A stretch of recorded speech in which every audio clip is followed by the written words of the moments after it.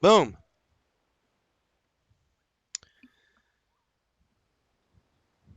Boom. Oh, I can hear myself. That's no good. Are you listening to my stream, No, or are you listening to your stream? it's in my stream. I put your icon on my stream, so that's pretty good. Oh, did you? Oh, yes, I did. My little Kaz thing. Oh, yeah. I don't have it on my screen, but I'll like if I upload to YouTube, I You want to do a edit? better. I stole your picture just from your Discord Oh. profile, so that's why it looks so shitty. Because I I can give you a upresed high it from res. nothing. Yeah, I can give I you was a like, I high want to res. give them credit, and I put a link to your YouTube channel on there, but Thanks. I appreciate that. so Uh, that you can get like double the views. stream chat. I am live. This doesn't work. I'm going to test it. It works. All right. All Well, right, ready? should we get Want started? to do this? I think we're Is it ready. party time? It's party time, baby. All right. Me, San, she. Let's go. Right. All right, here we are. Back like a year later for our I mean at this point since there's only two fishing and talkings with G and Kaz, this is regular, you know. I mean Yeah, by second definition, the yeah. second annual fishing and talking. Hopefully we'll do more of these so that we don't have to spend hours talking about stuff and we'll try to keep it brief and succinct and but still, as always, Kaz and I like to talk. Over talk even, probably. I'm sure people feel that way when I raid lead, but too bad for them. Yeah, but yet they still don't listen to your instructions and die to basic mechanics. I guess so. There's a sweet, sweet spot that I haven't quite found yet. Okay, so here we are, waiting for 8.2 to not even just drop. It's waiting for it to be announced as far as a release date. Yeah. It's been a while. We'll talk about that, but we've been We're into effectively a year into the expansion, right? So pretty based on much. traditional WoW progression or whatever, we're basically halfway through this expansion for Yeah, yeah. the For most for part. all intents and purposes, we Content wise, we expect what, three big patches, so basically we're there. yeah, So yeah, pretty much. You know, I'm gonna go ahead and sit down because I think my legs are gonna get tired. So I'll just I'm just realizing G's gonna get tired and he can't have that. His old bones, they don't work oh very man, well. I'm using the standing fishing desk here so that I can keep blood flow or whatever. That's good. Okay, well, let's jump right in. I think some of the first things we could do, we had a big long um, stream talking about how we thought Legion went, and then some of our kind of thoughts and wonders about the future as far as 8.0 and 8.1 and BFA in general. Um, first thing that we never came back to, they did a global launch, and it doesn't stand out to me as anything special because I think it probably went well. But Yeah, I so I mean, like recapping the stuff we talked about, that was one of our big concerns going in was the global launch, and honestly, like it wasn't flawless. It had bugs, there were mhm, lag times, but it wasn't any worse than any other launch they'd done. yeah, So yeah, I'd say in general a success yeah, because it wasn't like they didn't lose anything by it, and you got people in like China, EU, Oceanic, or whatever playing the same time that all the NA players got to play. So yeah, yeah. Pretty impressive, honestly. I mean, I think about the Legion launch as kind of being the standard. It's like that was a really, really good launch, and I was able to play a lot at that launch. I was traveling during this launch, so I know you and a lot of the other guildies were on going for it, but you only got DC'd like a couple of times, right? it was at the beginning. So when you Okay. were supposed to do the Magni quest to get your neck, I Oh, got stuck everyone there for was like there. Yeah. yeah, like the people that got lucky got through and were able to press really quick, and then I got stuck there for like an hour Yeah. before I could actually accept the quest. But once I got through that bottleneck of whatever the phasing issue was there, then the rest of it, like I think there's like a minor DC here or there, but you were able to immediately connect, and it Yeah. played pretty well from Yeah. that point forward. Okay, well that's good. Well, I'd say good on them. They did a good job. I mean, Yeah, they've set a standard now. yeah. I'm curious to see if it carries over to raid releases and stuff like that because it'd be great to see global raid releases in terms of like the race for world first. But Blizzard has said time and time again they don't plan to do that. Yeah. But then again, they never plan to do classic. They never plan to do a global launch. So I think I they would never say plan it nothing is until out they of the do it. question. Yeah, Yeah. right, right. So we'll see. But all in all, I don't think there's anything to harp on there. It went well. we hope to see it again. Yeah, I think so.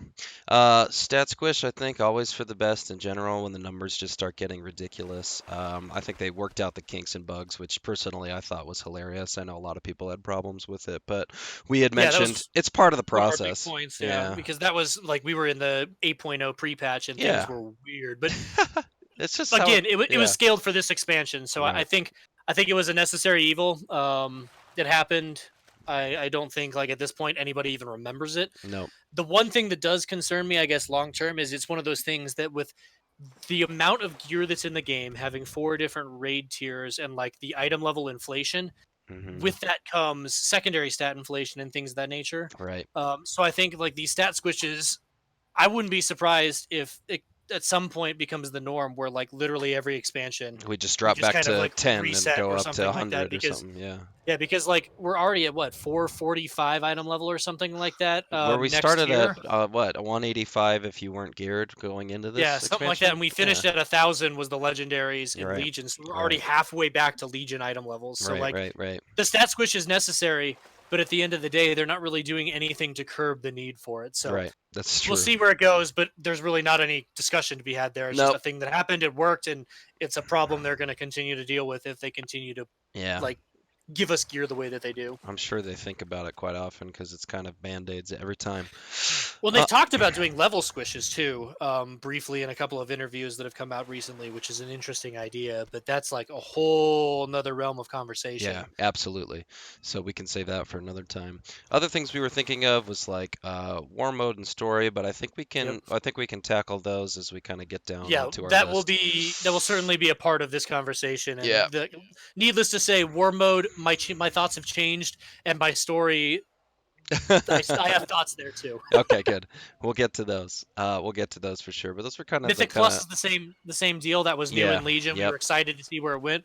We'll talk about that more as we get Mhm. into the points that we've Mhm. written down. But I think it's been a different experience and not necessarily in a good way. Um, Yes. We're gonna hopefully not just be, you know, taking a big fat yeah, dump on live, let's but let's give credit where credit's right, due. But right. I think the community as a general doesn't love the live game, Yeah, and I think there's a lot of reasons, and I think it's worth discussing exactly. Well, to I see if think we can see we'll get some figure out ideas on what's how to going fix it. on. Yeah, how to Yeah, fix it and what's actually, happening and of course we could talk about classic, but that probably won't be a part of our conversation today, if only a little bit at the end, but we'll come back yeah. around to that for another And, topic. and again, speaking of things that like we don't mean to dump on, but the next thing we had that we were like the next point that we brought up was in our last talk was the absence of legendaries and tier gear going into this expansion and how Ooh. Azurite was going to fill that gap. And I Oh, well, we're again, gonna we're, talk about we're, we're Azurite. going to get into that, but boy, oh boy, I don't think that panned out the way Blizzard wanted it to. And I don't think that's news to anybody at this point, No, but no, I think it's worth a look at as on a personal level. I think it's going to be interesting talking about this stuff today, just by way of kind of like introduction to some of the things. Last expansion in Legion was, for all intents and purposes, kind of like my first super end game, big time guild fun. Start killing bosses, AOTCing stuff. Like I started raiding an EN with you until when I met you, and then had an awesome time in Legion and had a lot of time to play. And then in this last year, I haven't had as much time. So it's been kind of an interesting uh, new balance. And that's why I think it's awesome to have your perspective because you've been able to, play and engage in the game in a way that you always have. And so it's nice to know kind of what does the game feel like to somebody who's, lost a little bit of the time that they have to be able to play it, and also to somebody who's still just trying to play the game in the way that you've been playing the game for years. So Well, and I think it's interesting too with your perspective, like talking about how that was your big like you've been playing what since BC in some form or yeah, another, yeah, yeah, yeah, yeah. but this was like your first deep dive into World of Yeah. Warcraft. Otherwise, it was So, just, I liked doing whatever, It didn't. well, and I think that's not a unique experience in that I think Legion brought a lot of people back that left in Kata, left in Panda, left in Mhm. WAD,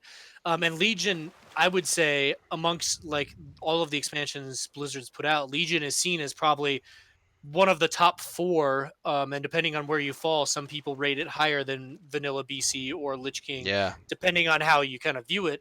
So like that being like your big experience, and like I would say BFA is by no means the worst expansion we've had, Hmm. but I would say it's certainly a step down from Legion. And with Legion being so fresh in a lot of people's minds and being successful in the way that it was, Hmm.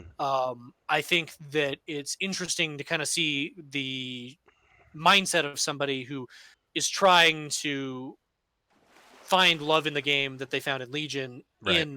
in BFA the way that it has. Yeah. So Right. Right. Right. um, it'll be interesting to Yeah. kind of dive into that and take a look. All right. So, Other stuff we talked about rating. Looking forward right. to it. We'll get into that some more. But again, like I don't think the raid team has ever massively disappointed. There's been No. bad bosses, but I don't think there's ever been a tier where I'm just like fuck this whole raid. No, no, no, I Um, don't think so. I think any problems with rating stem from other issues that aren't necessarily, boss design and raid Yeah, design, because like briefly, like Uldir, when we'll get to it more. Uldir as a whole was good, but I hated Gahoon. But it was easy to get to Yeah, yeah, Gahoon and yeah. just give up and just be like, "There's no good loot. The boss Yeah, fight sucks. Let's just move on." yeah, So exactly. like again, I don't think that was a well designed fight. I don't think it was great, but as a whole, I don't think I have any major complaints with Battle of Zazara lore or Uldir Yeah, I don't or either. Crucible as a raid. I But don't we can either. talk about individual Yeah, instances as we go yeah, forward. me too. Yeah, I think so as well. Um, Super. Otherwise, yeah, I think we're going to be touching a lot on, kind of related issues of Blizzard in general. I wonder how much that will crop in. But as we dive in here, here's my hypothesis in general. And I've been sort of saying this for a couple months and thinking about it. But in general, I think some of what is going on here, either for better or for worse, is that we're kind of doing a Legion 2.0 or even Legion 1.5, maybe, as far as BFA goes. Like as far as its systems and sort of its design philosophies seem to take some pages out of the Legion book, only iterate them on maybe not enough or maybe in some ways too much. So I wonder as we're talking if that's, going to be a theme for me, if it's kind of like, well, I don't know. Well, and with that in mind, it's rough because in the way that Legion was very innovative in a lot of the things that brought us Mythic Plus for the first time. It was Yeah. the first time we saw mass drop legendaries. We Oh, saw yeah. world quests come in. We saw Yeah. emissaries. Yeah. There was a lot of new systems that Hmm. a lot of them were received very well. Yeah. BFA tried to do the same thing, I would say, in terms of war fronts, islands, war mode. Like there was a lot of stuff that was added in, and I don't ever want to shit on Blizzard for trying new stuff because Right. if you just Right. make the No. same game over and over Right. and over again, Right. and you don't adapt to the way the game plays, Right. like it becomes stale and it becomes bad. But at the same token, I would say in terms of community interaction, Blizzard's philosophy and things of that nature, I feel like where Legion they were very much forthcoming with their philosophy. They were very proactive. They were trying to figure out what was wrong and fix it. Yeah. I, Yeah. I think they're still trying to do that, but it feels like the feedback loop for some reason is running way slower. It's taking a lot longer to see the changes that we need in BFA, as Yeah. where Legion fixes seem to come quicker. And I think as a result, the mistakes they made were forgotten or at least forgiven because the system was improved to a more fun gameplay. As where Absolutely. BFA, Azerite, in my opinion, they've made improvements, but I think Azerite is still just flat out bad. Yeah, absolutely. And on that note, I think in Legion it was, easier to feel like there was just so much content and so much new stuff coming out at a Well, at yeah, a the steady clip. 77-day pacing or whatever has Just was already like, failed twice, I think, in this expansion. yeah, So, like in terms of which release cadence, this yeah, is not Legion, right. And in which is not a fairness, bad Ian thing. was saying that. He was like, it's not going to be I mean, he sort of alluded to that at BlizzCon where he's Yeah, like, but it is interesting. Like I watched the T&E Talius and Nevitel video that "Oh, they yeah, put just out this the other last day, week." Yeah. and they mentioned they're like, hey, we've that passed weeks ago, and we still don't even have a release date for 8.2. So it's Right. fair to say we are in a content drought. Yeah. Yeah. um, I which mean, is interesting comparatively because from that the last that 2 void years. is Yeah. filled with a lot of classic news. But like as a result, I would say the hype for 8.2 isn't nearly what it should be, and I think that may be a result of the duration between patches. Classic stealing some of the thunder and just the systems not being that exciting in Yeah. general. But Yeah. I don't know. So speaking of systems, so I was, we were writing our little outline and I'm looking at, essentially what is just a stack of systems. I mean, new to BFA, of course, are the war fronts and the island expeditions, but then returning, of course, we've got, the emissaries, quests, we've got Mythic Plus, there's PvP, there's raiding, not to mention some random solo content here and there, like the Brawlers Guild or whatever else. But as far as like systems that are designed to give you, weekly and beneficial rewards or whatever, we've got like a ton of systems.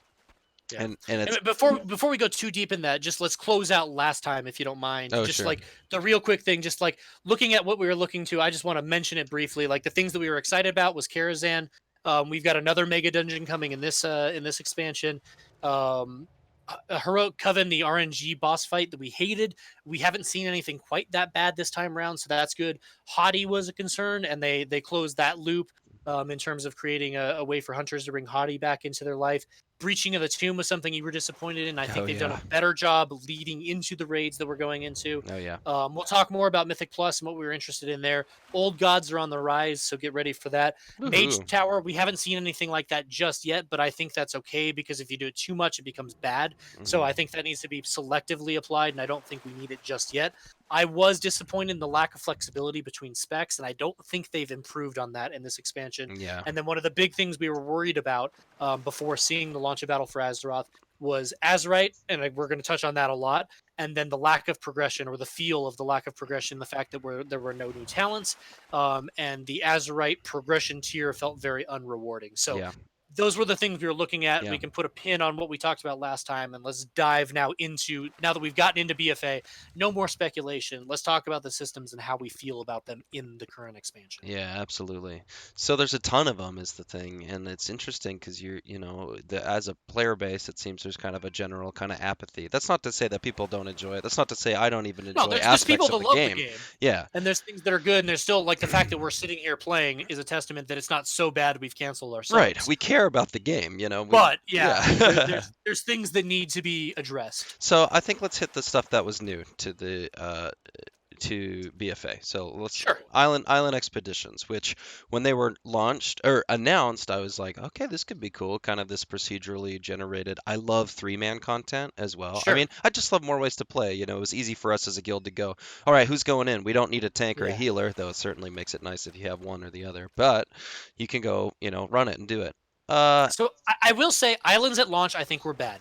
Yes. They changed a lot of ways in terms of the mob density on the islands, the way to get Azerite to progress things, Hmm. the events that take place, and I think where they're at right now, they're fun, Yeah, they but are. they're not so fun that I want to do them. Yeah, they're homework almost though. You know what I mean? Yes, That's kind of the it's a problem. chore that I don't hate doing, but I don't look forward to it. Is the E- best way that I can describe it. exactly. And those of us, and I've sort of kind of given up on it. Oh, I gave up on it as soon as I hit 50 on my neck because Oh yeah, really all it exists for is Azerite power, and there's a lot of mounts and stuff locked there. But like, I mean, if we want to dive into that, like they added the vendor, but the vendor doesn't have any of the mounts that right. drop. And I The know you're cost a, on you're a it is mountain horse. absolutely absurd. Yeah, Like the way to target stuff is non-existent. Like they've got a lot of really good ideas that I yeah, feel like they never actually sat down and had that final meeting to right. like dot all their I's and cross all their T's. It's like, here's some good shit. And then they just went live and they're like, ooh, we never Yeah. refined it. And that's like, it has the potential to be fun. It has the potential to be engaging, but I don't really care about them. I think Like I don't know what to say other than like I don't hate them, but I don't think that it's anything to brag about. Like s- it's a s- thing that exists, and we kind of just move on. Yeah, so I think for me, they exist as sort of an artifact of some design philosophy. This is my other theory, is that we have some Legion 2.0, but then we also have Well, they hated this the Maw of Souls grind, and so it was meant to replace the Maw of Souls grind for Azerite exactly, power. exactly. I don't know that it did that the way that they I intended, I though. don't think so. And I think it's sort of like, well, we want to make something that is infinitely replayable and we want people to be engaged in the game. I mean, that is, if you're Well, looking at the business standpoint, the metric that they want is how many players are logged in. You know what I mean? and at the end of the day, what I wish they would do that they don't is like they keep talking about they're adding all these new islands and stuff. Every patch they've pushed like two or three new islands. Right. But like, what does that mean? Like, Right. what? Like, I wish that they had found a way to weave in some small amount of lore. some significance to the story. We're discovering these because of X, Y, and Z. Hmm. Like, or you find like you find those things that send you out to like talk to people in the world to give you Azerite power, but those quests are largely meaningless. I wish that those things you picked up played into the larger narrative of the story that they're trying to weave for BFA, because then it would feel like what we're doing on those islands, what we discover on those islands, and how we apply them actually matter to the faction war, to our fight against Ajara, to our battle against the old gods. But it feels so detached from the game that it feels insignificant in terms of its actual contribution. It's literally Right. just a system designed to pump out infinite Azerite if you're willing to put in infinite time. Right. Um, That is at its heart, I think what my biggest issue with it is when you just strip away what little bit of kind of story and lore. make it, it's an RPG game. I Give know. us a role playing element. Give I us know. something that we can deal with that makes us feel like committed to it. Like I wish that like it's Battle for Azeroth, right? So it's the war between the Horde and the Alliance. Right. Why don't they push the PvP islands more and Yeah. make that part of the faction narrative? Because I've never done a PvP I island, and I know haven't. very few that have. And the people that did said it wasn't worth the time it took to do it. It was Right. easier to just queue into a random heroic or put Just to together a get your mythic group homework done. Yeah. because it wasn't fun enough to be worth like the extra effort for the exact same reward. So Right. like Right. there's a lot of things they could do to make it feel more impactful that I think would change our perspective on islands. Right. But I don't know. They it doesn't seem to be something they're interested in. I think they've kind of chalked it up as, hey, we're going to keep pushing it out because we know that mythic level guilds that are trying to grind whatever neck.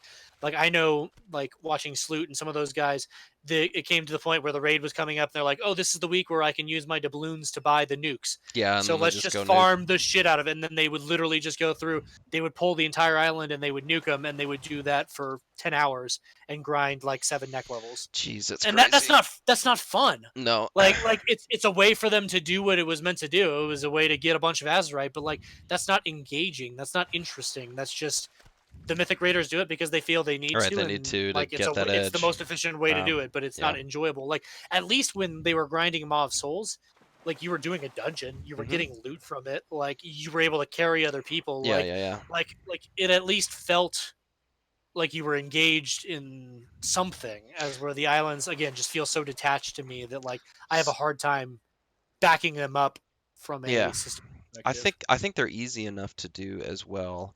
Uh, They're a great way to Solo, level for what it's solo worth. is what I mean is yeah, it's a great way to level, Yeah, but like it's easy enough to do solo that you don't need your, friends or whatever to do it, yeah, which yeah. I never do groups. I always just yeah, random queue into yeah. heroics. I do 4 of them and I'm done. Right. So you get your homework done early so that you can spend the rest of the week just sitting around, which is what I do too. But my favorite way to do islands are in groups of people of our guild. You know what I mean? Like take 3 people in and get it done. Oh, dude, It's more there's so fun. much. It's actually fun if you have like a tank and you have like an AOE Oh group and you can yeah. pull a bunch of shit, nuke it down. Oh, Like it's super fun. it certainly can be enjoyable. It's not to say that the system is bad. No, no, no, no, It's no. just I just think it's designed it's to an it's not end, and yeah. it's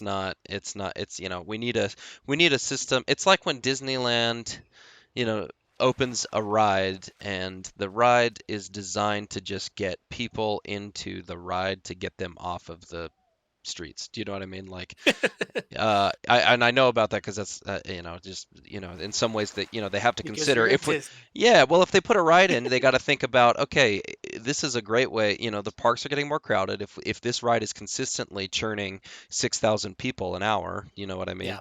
Like that It is frees up space like when yeah, people want. so there's they're thinking about that stuff. So in a way, it kind of feels that way. My other favorite Yeah, way to do it is on an alt, a new alt or something. Like it was super fun when I finally leveled up my Shadow Priest because I mained Hunter, which we'll get to, and then switched back to Shadow Priest. And it was super fun to get in there and to kind of try out. You don't have to go do a dungeon. It is fun to do that, but it's kind of fun to go like, all right, what is my upper limit on AOE? yeah. Because you can Well, practice these fun like big pulls, and those are my two favorite ways with the guild that gives and me a on your thought assault. too. Yeah. Like so, like what like simple things. So like, what if like I love like, and you were mentioning alts and it made me think because I love bringing my alts in there too. That's how I leveled alts, and Hmm. I got some interesting transmog as a result of it. Yeah. But I wish like how cool would it be if there were rare spawns that were truly rare. Hmm. They were named things that weren't tied to any island or any event, but like people knew who they were, and if they spawned in, it was a 100% drop rate for whatever. And so it encouraged you when you zone into an island, if you care about the mount, the transmog, the make it heirloom gear, something like that, that Right. drops off these guys, where it encourages you, instead of just I'm going to start on the left side of the map and I'm going to work my way to the right, and To when go I'm done, I'm looking done. for him. Explore the whole island and see if this dude's up because he's got X, Y, or Z thing that you want to drop. Hmm. Like if they made like specific, because like I think the way it works is like if there are pirates on the island, pirates have a chance if you kill them in your end of dungeon loot to then drop the pirate mount, which is tied to pirate stuff. But it's not a specific pirate. It doesn't have a specific drop rate, and you Right. don't know until you actually complete it whether or not something happened. I would rather you have real time feedback, um, where like a dude shows up, you kill him, and like maybe you don't get the loot until you complete the thing, so that like encourages people to stick around instead of like zone in, look, he's not there, quit. But like if there were specific like things like that, it would encourage more exploration. You Yep. could put like cool transmog pieces. Like it would add a depth to the island that I feel is lacking. Yes. Sorry, Moist Biscuits just said he really likes your voice in one form or another. I won't repeat what he said. Yeah. All I say is he's definitely a moist biscuit. Um, so That sultry smooth so voice. I find that interesting in a way, and I think this is, sort of problematic, and we can look at this at every level. Um, like you said, it's not really like a role play uh, experience. I mean, meaning, you talk about getting into this game to do work essentially, and of course, Yeah. anybody who watches Bellular kind of saw recently his stuff where he's talking about work and meaningful work. He's been applying business practice to the game, but in a sense, dude, for as long as I've played this game and have known about this game, I know why people play it. There's a way, uh, uh, there's a true and honest feeling of accomplishment when you play this game that in life people don't feel all the time. And so it's easy to come into the game and feel like I am entrusted with great world-saving tasks. I have this character that I can express myself on. I can go find, this cool stuff. I've got work to do. It's the thing we're seeing in Classic of just like slow progression, but that's targetable, that you know where you're headed, that you're feeling Yeah. like you're actually making a progress. And so, aside from just like getting your four done for the weekly and being done, it would be cool to feel like I could go in there and we're on this treasure hunt looking for this guy who, we're chasing after so and so or whatever. And once you Well, get him and and it, find him, you get this cool thing that people can look at or that you can wear as kind of a badge of honor, not just, yeah. well, I got lucky on the RNG. Do you know what I mean? Well, and the weekly thing was great where they added, you fill up the bar, you get a chunk of Azerite power, and then you get a quest for your followers that can give you some more Azerite power, or it can give you items, or it can give you whatever. But the problem with that is once you fill that bar up and you complete your 4 or 5 or 3 or whatever difficulty you're doing it on, Yeah, the reward drop off is so steep that it's not really worth your time to go back in. I don't. I've never done it. Like Unless I'm I do helping my four somebody. and I'm Unless I'm done. helping somebody, and then I'll do it. I'll do like Yeah. one or two extra. Yeah. Uh, um, Moist Biscuits is getting me, man. He's having a good one in chat. So that's, I mean, I think we'll see some recurring themes. That's my theory again. Yeah, Some recurring islands aren't things. going anywhere at least until 9.0, but Right. like they're not getting better either. Yeah. I I don't think think. it's what it was meant to be, or I don't think it's as good as it could have been, Right. but I don't think like we necessarily need to hate on it. the Like the it changes they made a few months in were great changes to yeah. help the mob Yeah, density to certainly. get around. Absolutely. Yeah, the way that you accomplish them is way Yeah. easier, or not Launch easier, islands it's were more fun. bad. Yeah, yeah. Launch islands were bad. Yeah, yeah. Islands now are at least semi Yeah, enjoyable. yeah, and I'll do them with a guild, and that is fun. And that is Yeah. another thing Yeah, that, and again, it doesn't take that much time. So doing your 4 right. heroics or your 3 mythics per week is not that overwhelming where like it's worth complaining about Right. anything. Like it's a system, we deal with it. I feel like there's so much potential that's been untapped that I would love for them to expand upon. Dude, speaking of potential untapped, this is my own personal feeling. Warfronts. Missed opportunity. Missed Oh man, opportunity. yeah. And They're fun once or twice. I once, loved the Dark Shore scenario. I yes, loved what it meant lore wise. yeah. I don't give a shit about Dark Shore anymore. Yeah, exactly. Like, That's the thing. And like I think they were hoping that this would be a replayable experience. Maybe, I assume so because the only reason to do it is like to gear up alts. The fact that it drops 400 gear oh, from dude, Dark I'm Shore in is there. Yeah. decent for alts, but Mhm. like Mhm. beyond that, it's really it takes a long time. It's impossible to lose. Like, and yes, we're getting heroic war fronts in 8.2, which when we get into the 8.2 stuff, we can talk about it more. But like, I don't think that's the fix.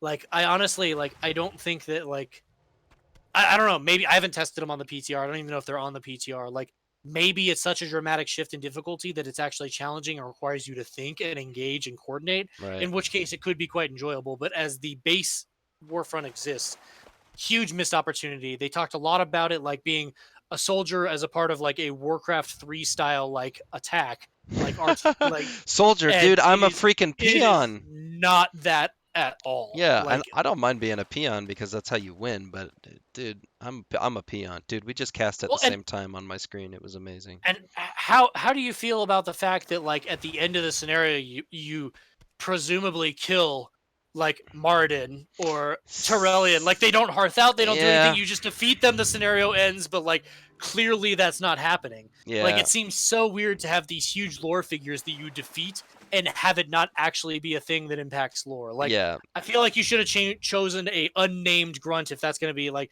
as a commander or whatever, if that's going to be the thing, or if you're going to put big name people in there, have it have an effect. Yeah, absolutely. Like, Absolutely. Well, the thing. again, I wish that like as an RPG game, I wish that these things that we're spending time on, like Dark Shore did a better job in terms of making some sense of the Tyrande experience with her like becoming one of the Oh, night the people or moon, whatever, yeah, like Night the Warrior. yeah the noon. I think we just like phase or Yeah, we something, but did. but like yeah, but as a part of like one of those the giving it like the dark side of a loon or whatever, like that whole scenario, like that storytelling wise on the Alliance, I think is the best story they've told thus far, and then the Dark Shore complementing that felt good, Dude. but again, when you defeat like whoever your end boss is depending on factions, it doesn't actually happen, and like it could have Yeah. so much impact on the story and it could be super meaningful and you could have a cutscene that you could skip when you do it later times on or whatever, but like Yeah. they could have done so much more from again the role playing perspective of this MMO Yeah. RPG Yeah. that they just haven't fit like delivered on that Yeah. just it feels bad. Yeah. It's I wondered like could be cool because like we assault and we're fighting back and forth. That's supposed to be the fantasy is that we're like Yeah, struggling to hold each of these zones, and so it could be cool to have just slight differences in each of the campaigns. Now, granted, I haven't played these on the Alliance side, but it it's the same I have, it thing feels the essentially. same. Yeah, Yeah, that's the it's thing. very And so it would be cool to be like, in Dark Shore, we continue or they fight back and that's the story. Alliance gets it first and they push back and Alun, the dark side of Alun, Tyrande takes care of everything, and then yeah. our Well, side the is like us trying to establish it or even try to get everyone out before she murders everybody. Wouldn't that be Yeah, cool? so like Dark Shore, effectively, the way that I remember the story playing out was you play the scenario, you see Tyrande go all crazy or whatever, and it's her attempt to take back Dark Shore, right? Right. And so when they assault and then you work your way up north along Dark Shore, that's literally them taking back the ground that Yeah, we captured in the exactly. pre-patch as As Horde. I remember, So yeah. it makes sense. But then like the Horde attacking from the exact same point and Yeah, and following then the just exact killing same path Maiev at the end, is yeah. is super Yeah, like weird and like yeah. so like the one time you play through as Alliance, it feels meaningful and significant story wise. Right, right. But then every time after that, I get that you can't create numerous instances with different stories or whatever. It's replayable, and so at least I guess at least there's a win for Alliance players because you Yeah, you feel the story being hashed out, and the Horde just has to find a way to make it work. But like at least and then how about so Arathi, right? yeah. That whole battle or whatever, that was all based around the book that came out, right? Where there was the Exactly. So meeting if you didn't the read the meeting book, you didn't between know the what was undead going on. and the Yeah, living. And so yeah. like I wish they had explained that story and made people want to read the book to get more lore because if you hadn't read the book, I get the feeling you had no idea the significance of the battle in Arathi. My guess is it was just like, oh, they made a war front and it happens to be in an old zone. Like they could have done a much better job in game Yeah. alluding to the Yeah. lore and making you Yeah. interested in why it's taking place. Yeah, exactly, exactly. And Small that's things like that, I think, would have gone a long way well, it was my in terms of problem. shaping my Yeah. perception of what war fronts are. Yeah, absolutely. And some of this is the same problems where I have where, just some lines are dropped here and there, you know, like our Stormheim thing in Legion where it was just like, Yeah, okay, what happened? Or Hade, yeah. for instance, which is small. And I didn't main Hunter, but I felt awesome when I was maining Hunter and I got to go get Hade back because because it was just like they just like ended it, and so I'm Well, glad they came back to it, but you got your Naifu back, kind of. kind of, Uh, yeah, that was fun. I like that. she's made an appearance again, so Yeah. you haven't lost her forever. Oh, So I like love that. they are closing some of the story Yeah, loops for right. Legion, which is nice. I just wish we had Um, more to be continueds, at least in that situation. It's yeah, hard, and granted, it's hard. This is a multimodal, storytelling situation where they're telling stories in books and in comics and in cinematics and in yeah. game and It's a lot to do. Yeah, there's a lot to look at. There's a lot yeah, to deal with, and like it is just one of those things though where like especially when it comes to warfronts and islands since from BlizzCon like those were two of the big things they were hyping so much right, for them both to fall in my mind quite short of what I wouldn't say was promised but at least in my mind I had worked up as what they were going to be right, like or what they could have been like right. they fell far short of my expectations and it just it feels really bad in those Yeah, respects. I think their hope was that they were going to be replayable and people like in a very big way, that people would want to do them. And I mean, to be fair, they are replayable, and people grinded. Like I don't know how But many warfronts yeah, I've sure. done, not because I cared about the story, not because I cared about the gameplay, No, but you want like that 400 or, because yeah, 400 gear or 370 early on, chances to Titan Forge as right was locked behind him. right. Like you can, it was on the loot table. Like Mhm. Mhm. you feel obligated to do it because the rewards are reasonable. Right. But again, it's one of those things you just do because you have to, not because you want to. Right, right. And I guess, there are systems like that in every Yeah, and expansion, but not yeah. everything's gonna be something you want to do. There's got to be some grind. Yeah. Daily quests were good when they were around, but by no means were they something you're like, "Fuck yeah, I get to log in and do daily quests." It was for a grander goal. It's just at least then you were working towards like faction reputation, mounts, stuff on their loot table. As we're now like I don't know. It's you do it for the one time RNG roll at the end to see when you turn in that weekly quest or whatever. Did you get a good piece of 400, the Titan Forged, or did you get fucked? Right. And I think that like the fact that we don't even control the reward system. Same thing with islands. Did you get a mount? Did you not? Did you get transmog? Did you not? Did you get a pet? Did you not? Like, there's no way of controlling it other than do it a whole bunch and hope RNG favors you. Yeah. Like, Yeah. I like when there's more of a direct path of progression within, like, and again, RNG is an important part of MMOs. And, like, you can go back and we can talk about Classic, and they're like, you're bitching about this, but Classic was all RNG. Yeah, But at least it's when I was running Molten Core, or when I'm going to be running Molten Core again, ooh. like you know what the loot table is, you grind it out, and when the drops drop, then you get to choose who gets those. Um, Right. and the raid is fun. Yeah. Yeah. Like like like Right.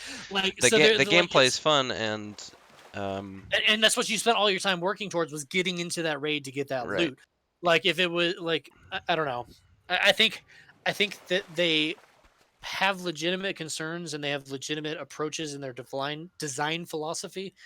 But I feel like so many times, somewhere along the way, something gets lost in translation, and then they start with a good idea, Right. and then it just like gets Activisioned out, and it ends up being like Ooh. really ugly in the Ding end. ding ding, that's our buzzword for the week, Activision. Yeah, I know, right? Um yeah, I wonder about Thank that. God they weren't at E3. I hate Yeah. Activision. I know.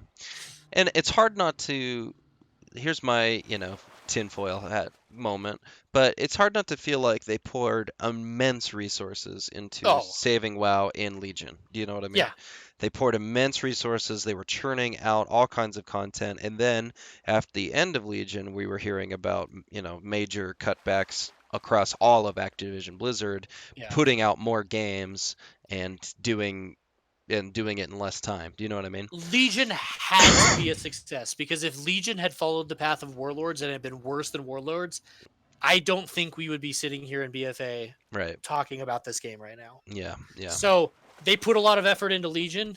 It showed, and they brought back a lot of players, which is great. Right. But it sucks when as soon as they're like, we got him again, we got him hooked, we can do a couple of bad expansions before we got to really put effort again. Like, I don't think that's what they're saying, Right. but Right. that's certainly how it feels to me. It's like we put out a great expansion, now we can afford to divert resources elsewhere and work on other games and at Yeah. least coast on the success of Legion. And Yeah. I would prefer that instead, like, they took the momentum that they had built in Legion and steamed like full head or Yeah. full steam ahead and like really push that narrative and then continue to grow on all the success they had. Right. Right. And I doubt it's, malicious of them. Like we can take No, advantage of them. and At maybe least that's not on what the they designers level. maybe Like that's what they thought they were doing with Islands and Warfronts, but it ended up being so much bigger than what they thought. And right. when they announced it, they're like, well, now we can't go back on it, so we need to find something functional. Right. And what we got was a compromise instead of them just because Blizzard, like, I mean, to be fair to Blizzard and to like look at the community as a whole, there have been expansions where they've announced big features like that and absolutely like straight up cut them Hmm. come launch, and they got a lot of negative feedback. So they did their best to deliver on what they promised, but it's one of those things where you gotta wonder, should they have cut them, taken the flack for like saying, look, Warfronts did not pan out the way we wanted to. There came a point where it wasn't playing the way we wanted it to, and it was going to take such immense resources to make them fun that it would have hurt the rest of the expansion. So we chose to put it on hold and focus on the rest of the game, and we're going to reattack it and try to get you what you deserve. Like, Yeah. it's hard for them to say that financially, Right. like, and it probably would have been met with a lot of criticism. And that's one of the things where the community is so ravenous, like Yeah. savage, whatever the right word is. Like, we're really quick to point out Blizzard's flaws and not give them credit where credit's due. But like, Right. it's one of those things where I wonder, like, would the better of decision to have been to delay Islands Right. until we got the current like version of it, to cut Warfronts altogether, or to not have Arathi and only have Darkshore? Like, Yeah. they would have gotten a lot of shit for it, but like now we look back and like, is it better to not deliver something and disappoint the fan base than to deliver something bad and disappoint them worse? I don't know. Yeah. And that's a tough decision to make. Like, and maybe they thought they had something and like the response on beta was good or something. But again, the from the time I played beta, I think the Warfronts were tested twice. And the first time it was unplayable. So like in terms of getting good quality feedback on Warfronts should have been, Hmm. there simply wasn't an opportunity to provide it. Yeah. So like I felt like it needed a lot more testing before it went live, and I think that's part of why it's so underwhelming. Yeah. I wonder about that if they're feeling pressure internally to get the content out Yeah. faster, or if like they cut a ton of CMs and stuff, like we That know happened that, but after the it fact did, from those, but but I'm still it certainly wondering, affects the yeah, game. Yeah. how it's been going internally, but I mean, Well, and speaking of resources and stuff and talking about them kind of phoning it in, you look at 8.2, and I know I'm jumping ahead and I don't want to get into it too much, but when you look at the list of things 8.2 is bringing, Mechagon and Ajara, like Najatar, the whatever, are Nejatar, yeah, there's a lot of shit there's a there. lot going on. So like, where were those devs I early don't on? know. Like, was it because this patch was planned from early on? It was such a big undertaking that they literally didn't have the resources to clean up the mistakes of launch I don't know. because everything was going into 8.2. And if that's the case, that makes me a little worried. Right. But I hope 8.2 is a positive turning point for this expansion. Yeah, me too. I will say it did take a long time to get my most egregious note taken care of, which was the stupid floating banner at the inn, and that took Yeah. like 5 months to finally get patched. See, while that bugged you, I was more concerned about the fact that I can still pull through the floor in Toldagor. I believe to this I've done it. day, Yeah, we died. We I'm died. fairly certain that that is not a fixed bug I yet. was with you. And now Like, as Shadow Priest, when I Void Erupt, there's like a yeah, 5% chance that I'm gonna get you're just something gonna in pull stuff Toldagor. through a wall or through a floor. Yeah, yeah, Like those bugs still yeah, exist a year yeah. into the expansion. That is a problem. Yes. So I think we hit those Speaking two. of Mythic Pluses Oh wait, and bugs speaking for of, Mythic Pluses, yeah, before I get there, what do you? are you Okay, wearing vanilla gear? yes, I made a classic mod. Okay, I thought so. All right, moving on. Are we It's as transitioning to close. Mythic Plus? It's as close to the current gear that I have in my beta character as I can make. We'll see that next week, hopefully. That'd be great. Yes. Yeah, yeah. I mean, the next note that I have, unless I missed something you added, was Mythic Pluses Oh yeah, because that no. was something that we loved about Legion, and we were very excited for this expansion. Absolutely, absolutely. What are your thoughts? Because I Um, have some, and I don't like. okay, so here are my thoughts. I think it's all kind of coming back around to here's my Legion 2.0 idea is that like Mythic Pluses were brand new. They were very cool, I thought, in Legion because it made it's like literally I think dungeon content may be some of my favorite content ever Well, it's great in because the it's game. 5 man, so it's not Yes, hard to organize. It's it's challenging. yes, It yeah, has a story a lot of times, and there's decent loot. yeah. So like it checks like all the boxes that you're looking for in terms of being able to jump in and do something fun. Yes, absolutely. Oh, I just got a follow from Mylan, our friend. That's great. You should, Hell yeah. Mylan, if you're watching, go follow Kaz too. He likes getting follows. Yeah, I Um, have very few. yeah, I do too, but that's why we're the best though. We are. So the thing is, it's like some of my favorite content in the world. Here has been my approach to Mythic Plus this expansion. I'm gonna link your Twitch in my chat for anybody watching. Oh, that's great. I'll link it in mine. If anybody wants to know this guy talking in the background, Oh my gosh. here's his channel. Oh, dude, you Oh, just there's an H in front of that. Sorry. you're just linking H's now. I copied it, but it didn't take the H in the HTTPS, but it's okay because I think my bot times me out if I put links anyway. There's Kaz's. I linked yours. Oh, we're so good. So my approach to it has been, and this has partly been because I moved, had different life situation, but I've been uh, most weeks we'll do raid Tuesday night. I'll get into a guild group after raid. We'll do a 10, and then I'll be done for the week. Um, and simply because if you do the 10, you get the loot, you get the Yep. chance at the Azurite. And so it was easy enough to do. I enjoyed doing it once a week, whereas in Legion, I was like, this is cool. Let's push it as high as I can go. But I feel very little reason to push anything higher than a 10 at this point. Just like, it's not as exciting of an idea anymore because this is what we're in year three, almost ending year three of this Of Mythic system. Plus, yeah. Yeah. And I still think it's a great system. I love the idea of like who's got what key, especially in a guild group. It can be very fun to get people together to go execute it. I think we've been very lucky to have a good guild that we can pretty much handle a 10 in time with anyone, which is really Sure. great. But I don't I I get most into it when I'm like leveling, obviously. And when I start caring about a progression system that exists outside of WoW, which is Raider IO, like when I get hooked on like pushing that score, I enjoy I enjoy seeing that happen. But again, that's a system that exists outside of the game, which is interesting. I don't know what that says, but Blizzard has said that they're trying to implement something like that in game. They just haven't gotten there yet, so we'll yeah. see what that ends up being. Well, I mean, that would be cool. I like being able to look at essentially, like, it would be cool to have a badge or a title or Well, things that would let people know that you know what you're doing as far as Mythic Plus yeah. goes. You know what I mean?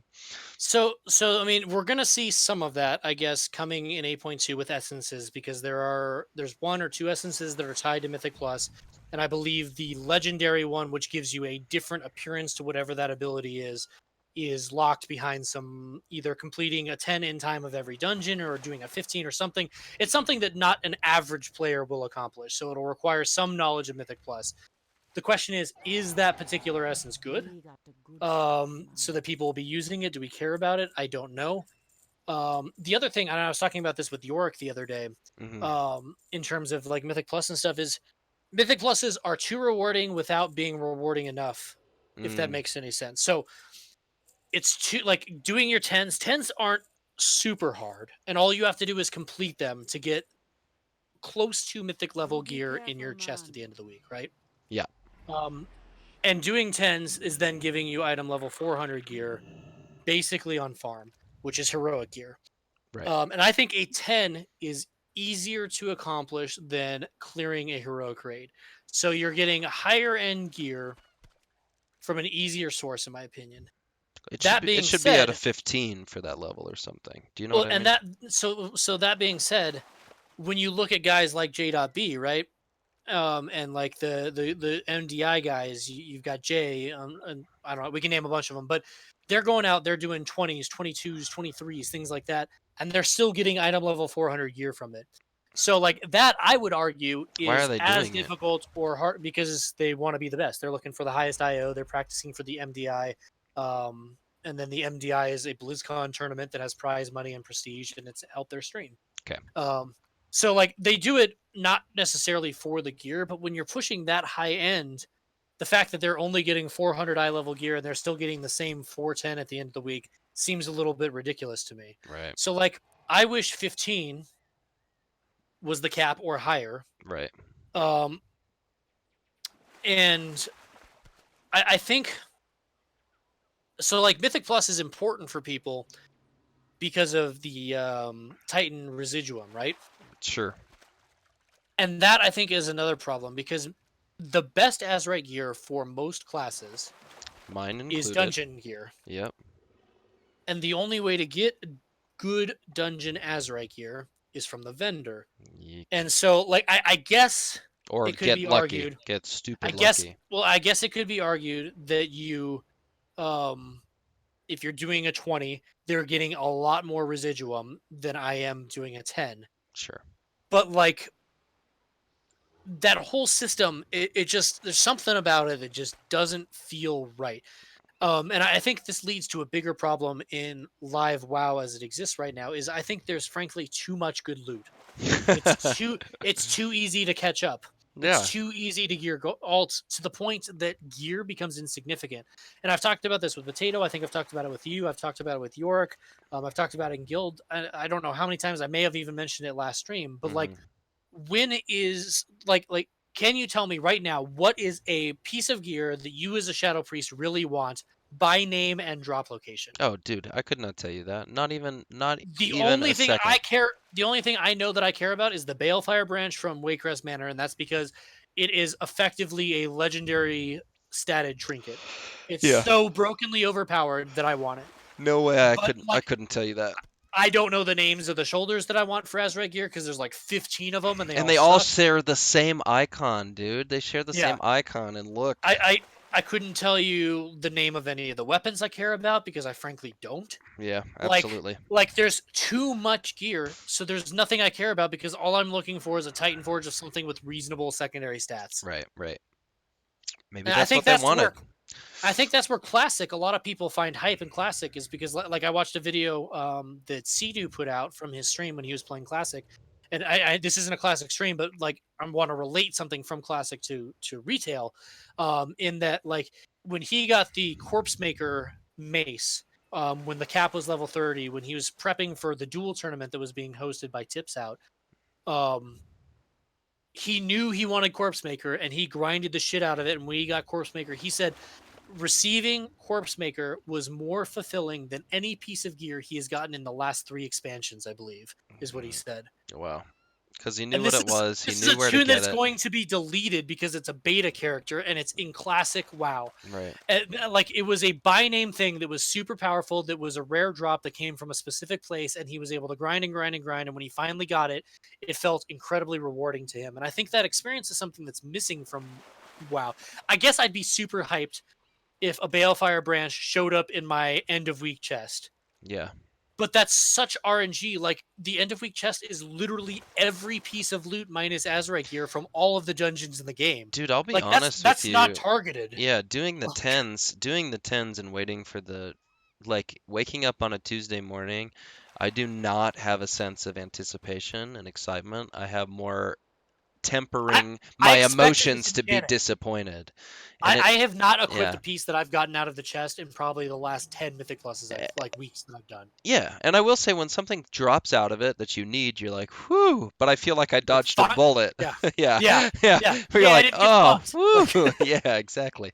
Which it's not another fucking crit verse ring. right, Woo! right. Yeah, exactly. It's just ridiculous, you know? I don't know. Yeah, it just it's one of those things. It's like base human instinct or whatever, working towards something that's like like a big reward, and then feeling rewarded. Like it's a good feeling. It's a good Absolutely. gameplay loop. And I think with there being so much loot in the game, those opportunities to feel super hype. And I honestly, I wonder if this is why Titan Forging is still in the game, because if it happens to the right piece of gear, that's like the only way that you feel as excited as you used to feel back in the day. Right. From Like getting the drop. when I got the Nazareth and Mindblade out of 10-man Karazhan and Burning Crusade, I was so insanely hyped.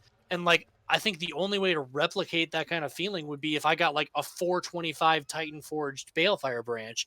And that's not something I can target the way that I could target the Mindblade.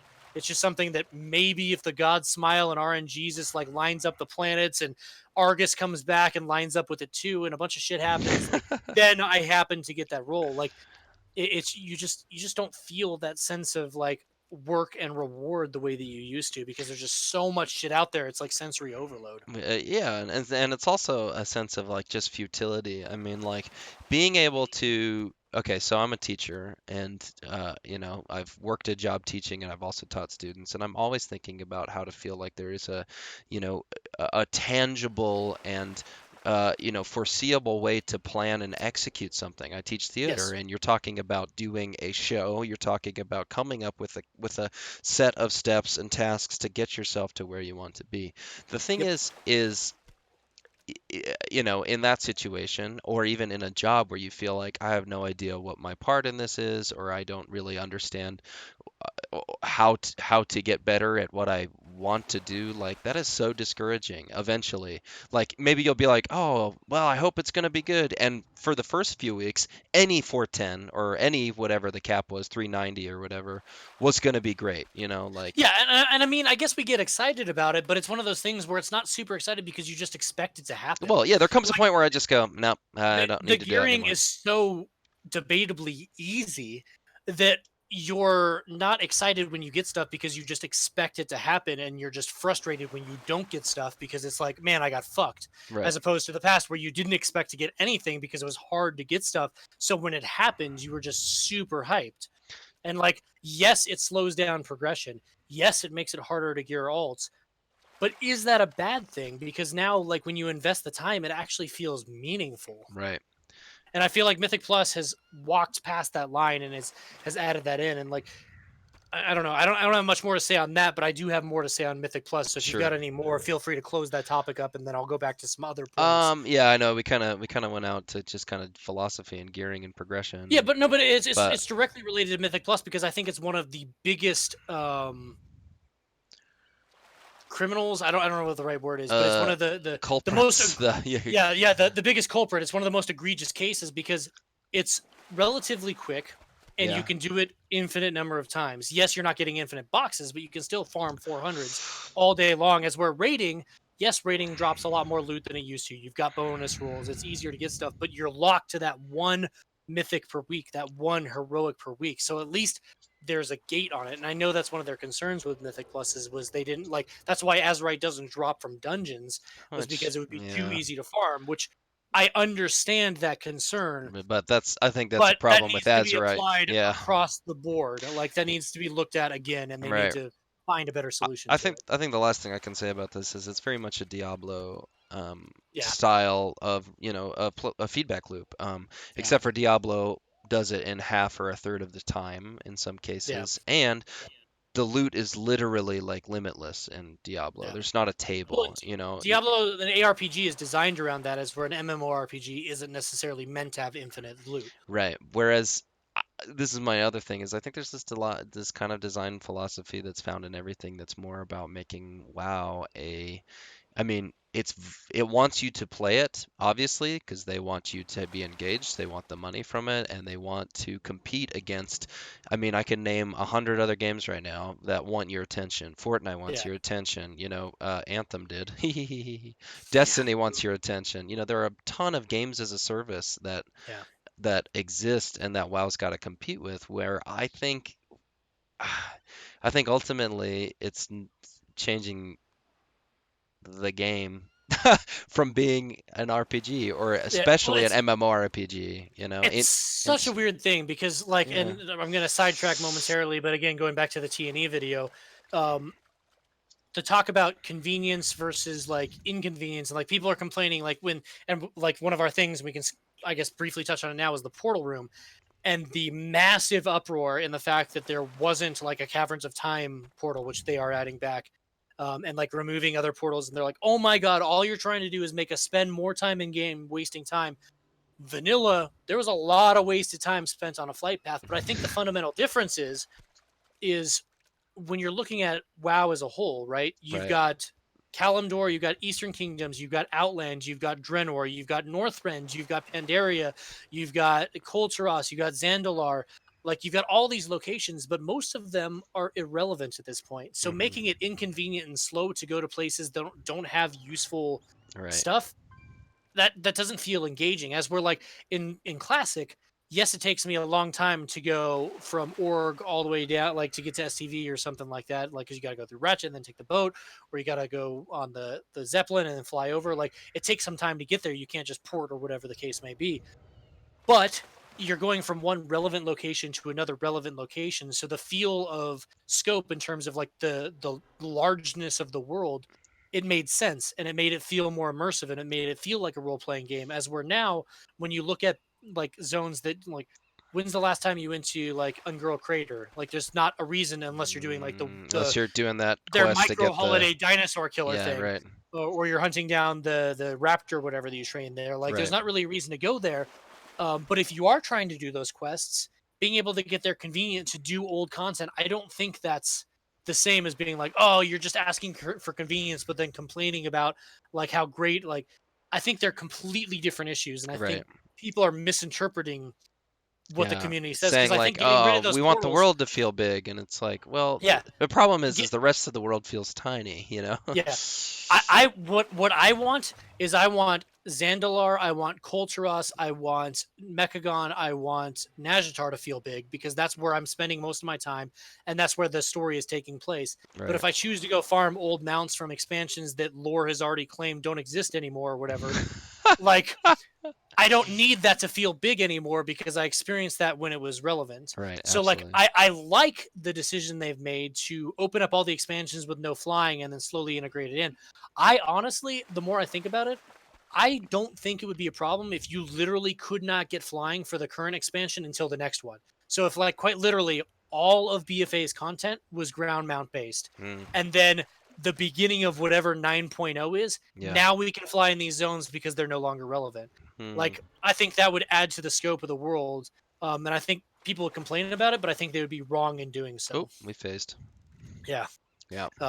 But yeah, that's my 2 cents. But going back to Mythic Yeah, Plus, go back, go back. this other stuff Mythic Plus more specifically related. My biggest problem was so I was super excited about it because I loved it in Legion. I continued to do it even when it was completely irrelevant because I was having fun. Yeah, me I too. wanted to push high keys. I was trying to push my Radar IO rating.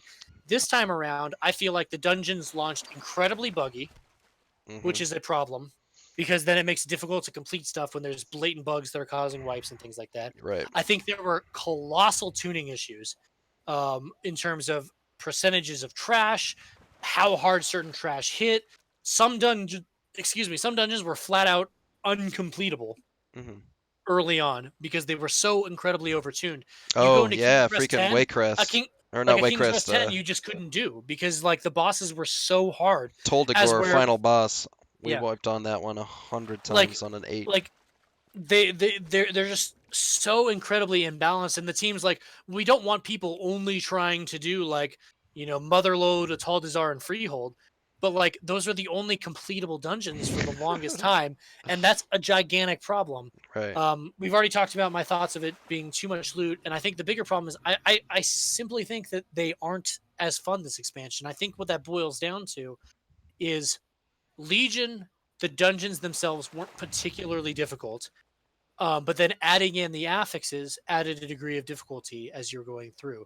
I think this time around the dungeons are a lot harder, and then Hmm. the affixes become trolly Yeah. to the point where some of it is just so like Motherload has so much trash Yeah. that when you throw in an affix like explosive, Yeah. it's just stupid. Yeah. Like it's just not fun. Yeah. The seasonal affixes, Infested was awful. I hate it. Hmm. I liked Reaping, and what we're looking at going into 8.2 with Beguiling. Beguiling looks terrible. I think Beguiling has the potential to be worse than Infested. I haven't even And looked at that, honestly. well, the problem I have with Infested and Beguiling, so week to week, the location of the Oh, beguiling yeah, mobs change, which I think is fucking stupid. right, Because then there's no way to plan routes. Like you go into it and you have literally no idea what's happening. You're like, right, well, here we go, and then you just start pulling shit, and you're like, well, we're dead. Like that's dumb. yeah, Um, like and like again, what beguiling could have been, what people were speculating was that there were going to be these emissaries of Ajara, right? mhm, right, That were going to be difficult to deal with. mhm, But what originally we thought was that if you killed them, it would provide the party with a buff. So choosing to deal with them was a risk reward thing. They were going to make the trash pull harder. It was going to slow you down, but it could net a positive for your run. That's not the case. All they do is get in your way and make the dungeon way harder. yeah, And that's hmm, not fun. no. So here's the things I liked about the Goonies. I liked that there was I mean, and this is generally a Mythic Plus. I think positives of Mythic Plus, and they were positives as well in Legion as well. But just the fact that it utilizes a lot of the kit of a certain class, I think is pretty Yeah. cool. Having to think about stuns and interrupts, and it's hilarious to try to There's too run many something interrupts. with people do. Yeah, there are too many interrupts. I will say that. There's the Mythic Plus is weighted in a way that you pretty much have to bring only melee because there is so much shit that requires interrupts Right. that bringing a ranged class puts you at an immediate disadvantage. If it's And like as a you warlock, and me and that's another, stupid. yeah, exactly. It's really, really rough. So there are too many interrupts, but I will say I love the flexibility and going, we have this class today, let's do this. But if you're pushing high keys, you're absolutely right. You need the following options. Like most of the time it's like it's nice that we have a rogue in our guild because we can pretty much go, great, we can skip all this stuff. Do you know what I mean? We could run these Shroud is easy a strats. problem though, I feel like in a lot of senses Just because from and a what do you mean? yeah, it's just it's one of those things, and it's super hard for Blizzard, and I don't want to I don't necessarily want to be in their shoes because when you're trying to tune Mythic Plus, you're trying to tune rating, you're trying to tune leveling, and you're trying to tune like PvP both in BGs and arenas. Yeah, Like it's impossible to get everything right, but like if you look at the MDI, everyone was running two rogues so that you had double shrouds so that you could skip nearly everything because the trash was too big of a pain in the ass to deal with, but that's not going to be your typical group. And so right. you get these people to watch the MDI and they fix in their brain the only viable group is what I see being played on the MDI. Yeah, And as a result, it's really difficult to get into groups. And so the yeah, solution is we'll just form a group of your own, right. like make your own group, find some friends, and then you don't have to conform to the MDI. But like, not everybody that I play with has the same time to play that I do. So I find myself, I don't know, like out of the number of Mythic Pluses I've run this expansion, maybe 5 of them have been with guild groups. You Like think so? the We used to do a lot with Buell that early on. We do like not three a night not or something. that many. We did like one a night, maybe once. I don't know. You maybe ran a lot more with him, but like the only time that I could say that I consistently was running with guildies was when we had Moshu and Schemo. Yeah, I ran a bunch with them, but like I would say in terms of like the percentage, probably a very small percent. Like almost nearly all of my tens have been run in a pug. yeah, And it just boils down to when people have time to do things. Um, and I don't find Mythic Plus is enjoyable enough to want to push high enough to develop the right group of friends to like run right. them outside. So Well, I I don't don't know. find them It's that enjoyable enough to put in that time, honestly, and yeah, that effort. and that's the thing is in Legion I did. I S- found them incredibly enjoyable, and I ran a lot of them even when I didn't need to, Yeah, because it was a good way to get AP. The yeah, loot was felt a little bit better, I think, back then, even though I don't know that the model changed all that much. right, There was right, just something about it that felt different. And the fact that legendaries could drop was always a bonus. all right, So like the absence of legendaries like takes away some of that chance for excitement, I guess. I don't know. right. There's just something about it. The bugs really bug me. The tuning is a problem. Yeah, And I think those kind of just set the expansion off on the wrong foot. And as a result, it's just left a really bad taste in my mouth. But I have run them relatively recently, and I don't find them any more enjoyable necessarily. The other problem is the only new affixes we got were the seasonal ones.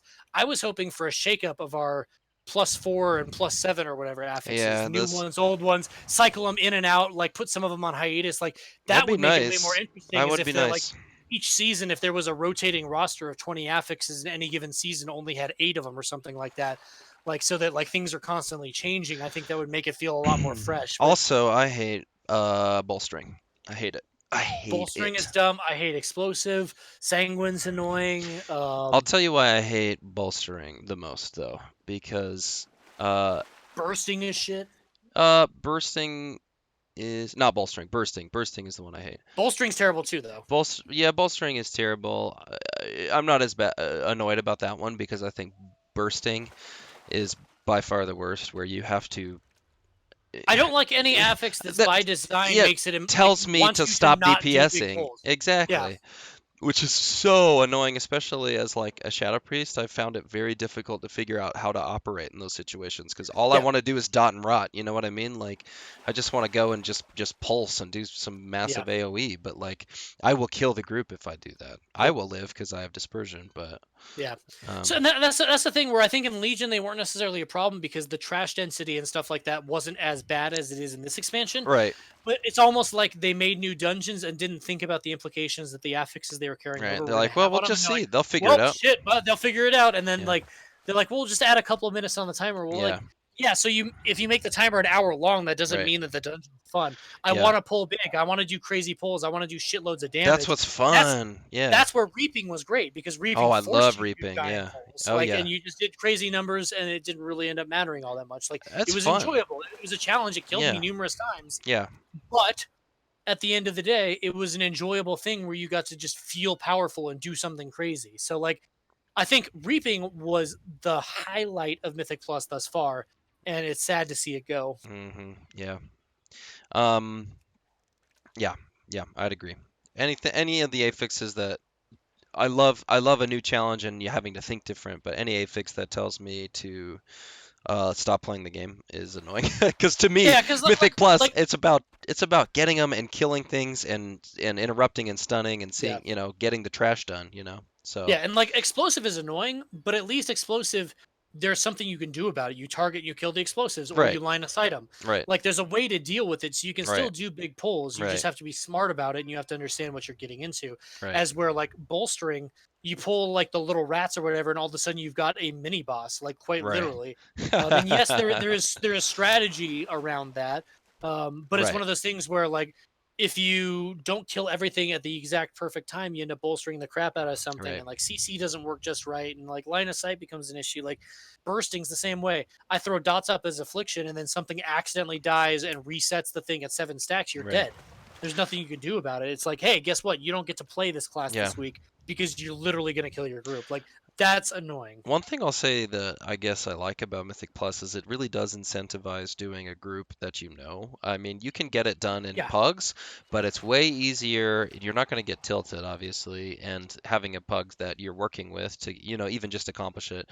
In our guild, we're not trying to push high levels or anything, but it is nice to be able to communicate and coordinate and to be able to like do that kind of stuff. So as far as content that allows you to uh, it's with incentivization to oh, hold on, I'm a Zandalari fisherman now. I just hit 150. oh, nice. Yeah, So another problem with Mythic Plus is as a DPS, like it's fun, but it's kind of boring because a lot of the onus on a good run or a bad run comes down on does the tank know the pulls, true. and a lot of the affixes come down to healer being able to out heal whatever the damage is, or the tank being able to position things at the appropriate point. Right. There's not a lot of stuff that DPS have to worry about, especially as a range. Like as a melee, at least as a melee, maybe it's more interesting because you're caring about kick orders and stuff like that. But the only realistically good spec going into Mythic Plus is Demonology, and Demonology doesn't have an interrupt. Yeah. So literally all I do is do damage. And I know a lot of DPS players will be like, that's fucking great. All you got to do is cannon. I'm like, yeah, but no, but that's not engaging. Right. Like I Right. don't Right. really have a role to play in anything. I'm just there to do damage. I would like an affix that like if I don't interact with the thing a certain way, then it reduces my damage. So as a DPS, I give a shit about it. Right. Or like create burst windows where I need to make sure I pay attention and line up DPS to kill a certain thing Right. within a given window. Otherwise, the entire group dies. Like that would be way more interesting. Right. Um, Absolutely. but I don't know. Again, that falls back to there's no new affixes other than the seasonal ones, and I think they missed a huge opportunity there. Hey, I got 3 midnight salmons, so there you go. I haven't even looked at what I'm catching. I've got I my just check UI every once hidden. in a while. Yeah, me too.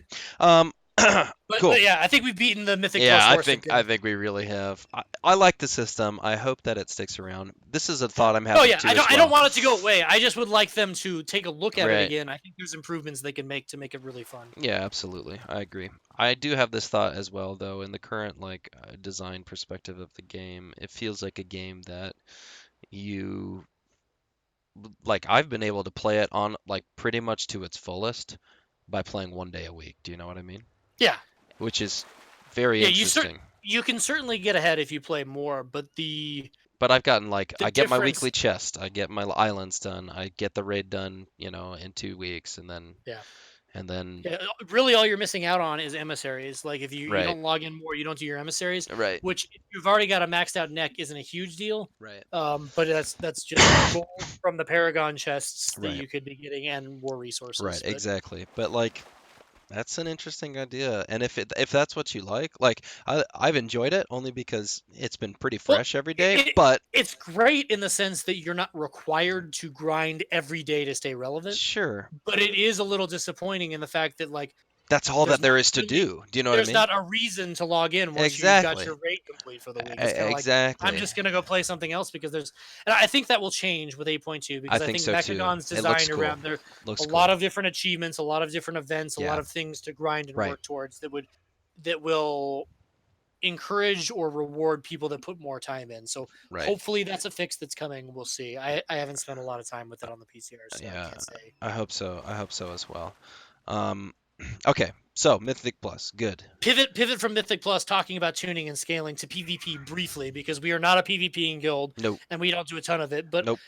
I did a fair amount early on, queuing up with Ladora, doing arenas, and arenas are fun. But my problem, and this I don't think is mine. Like listening to Sidu talk, he's like, dude, PvP is busted. He's like, it's not fun. Like that's why he's playing almost nothing but classic right now, is because the arena system is in his mind broken right now. And I think what it boils down to is a handful of things. Again, it's a really tough act to sell, but PvP balance is just fucked up. There are some classes that are insanely overpowered, borderline required. And then on the flip side, there are some classes that are considered unplayable because they're so undertuned. Mhm. Mhm. Um, there another big issue that I still can't comprehend Blizzard's response to it is why the fuck isn't there a PvP vendor? Yeah. Like they're like, oh well, we don't want it to work that way. We want you to get your stuff through the chest or whatever. I'm like, that's I stupid. hate That's the stupid. chest. You know why I haven't really done a lot of PvP? It's because of that stupid chest thing. I have to get through all of those. Is it still that way? Where I was looking and I was like, I don't need Well, that weapon. so the chest is great. I like the chest. Oh, not the chest. It's the progression system. Whatever the item, the turn in is or whatever. Like, Well, so here's the issue, right? Like I like the thing where you have a bar, right, that you fill up, you cap on your conquest for the week. Because if you're not a PvPer, it at least gives you a tangible goal.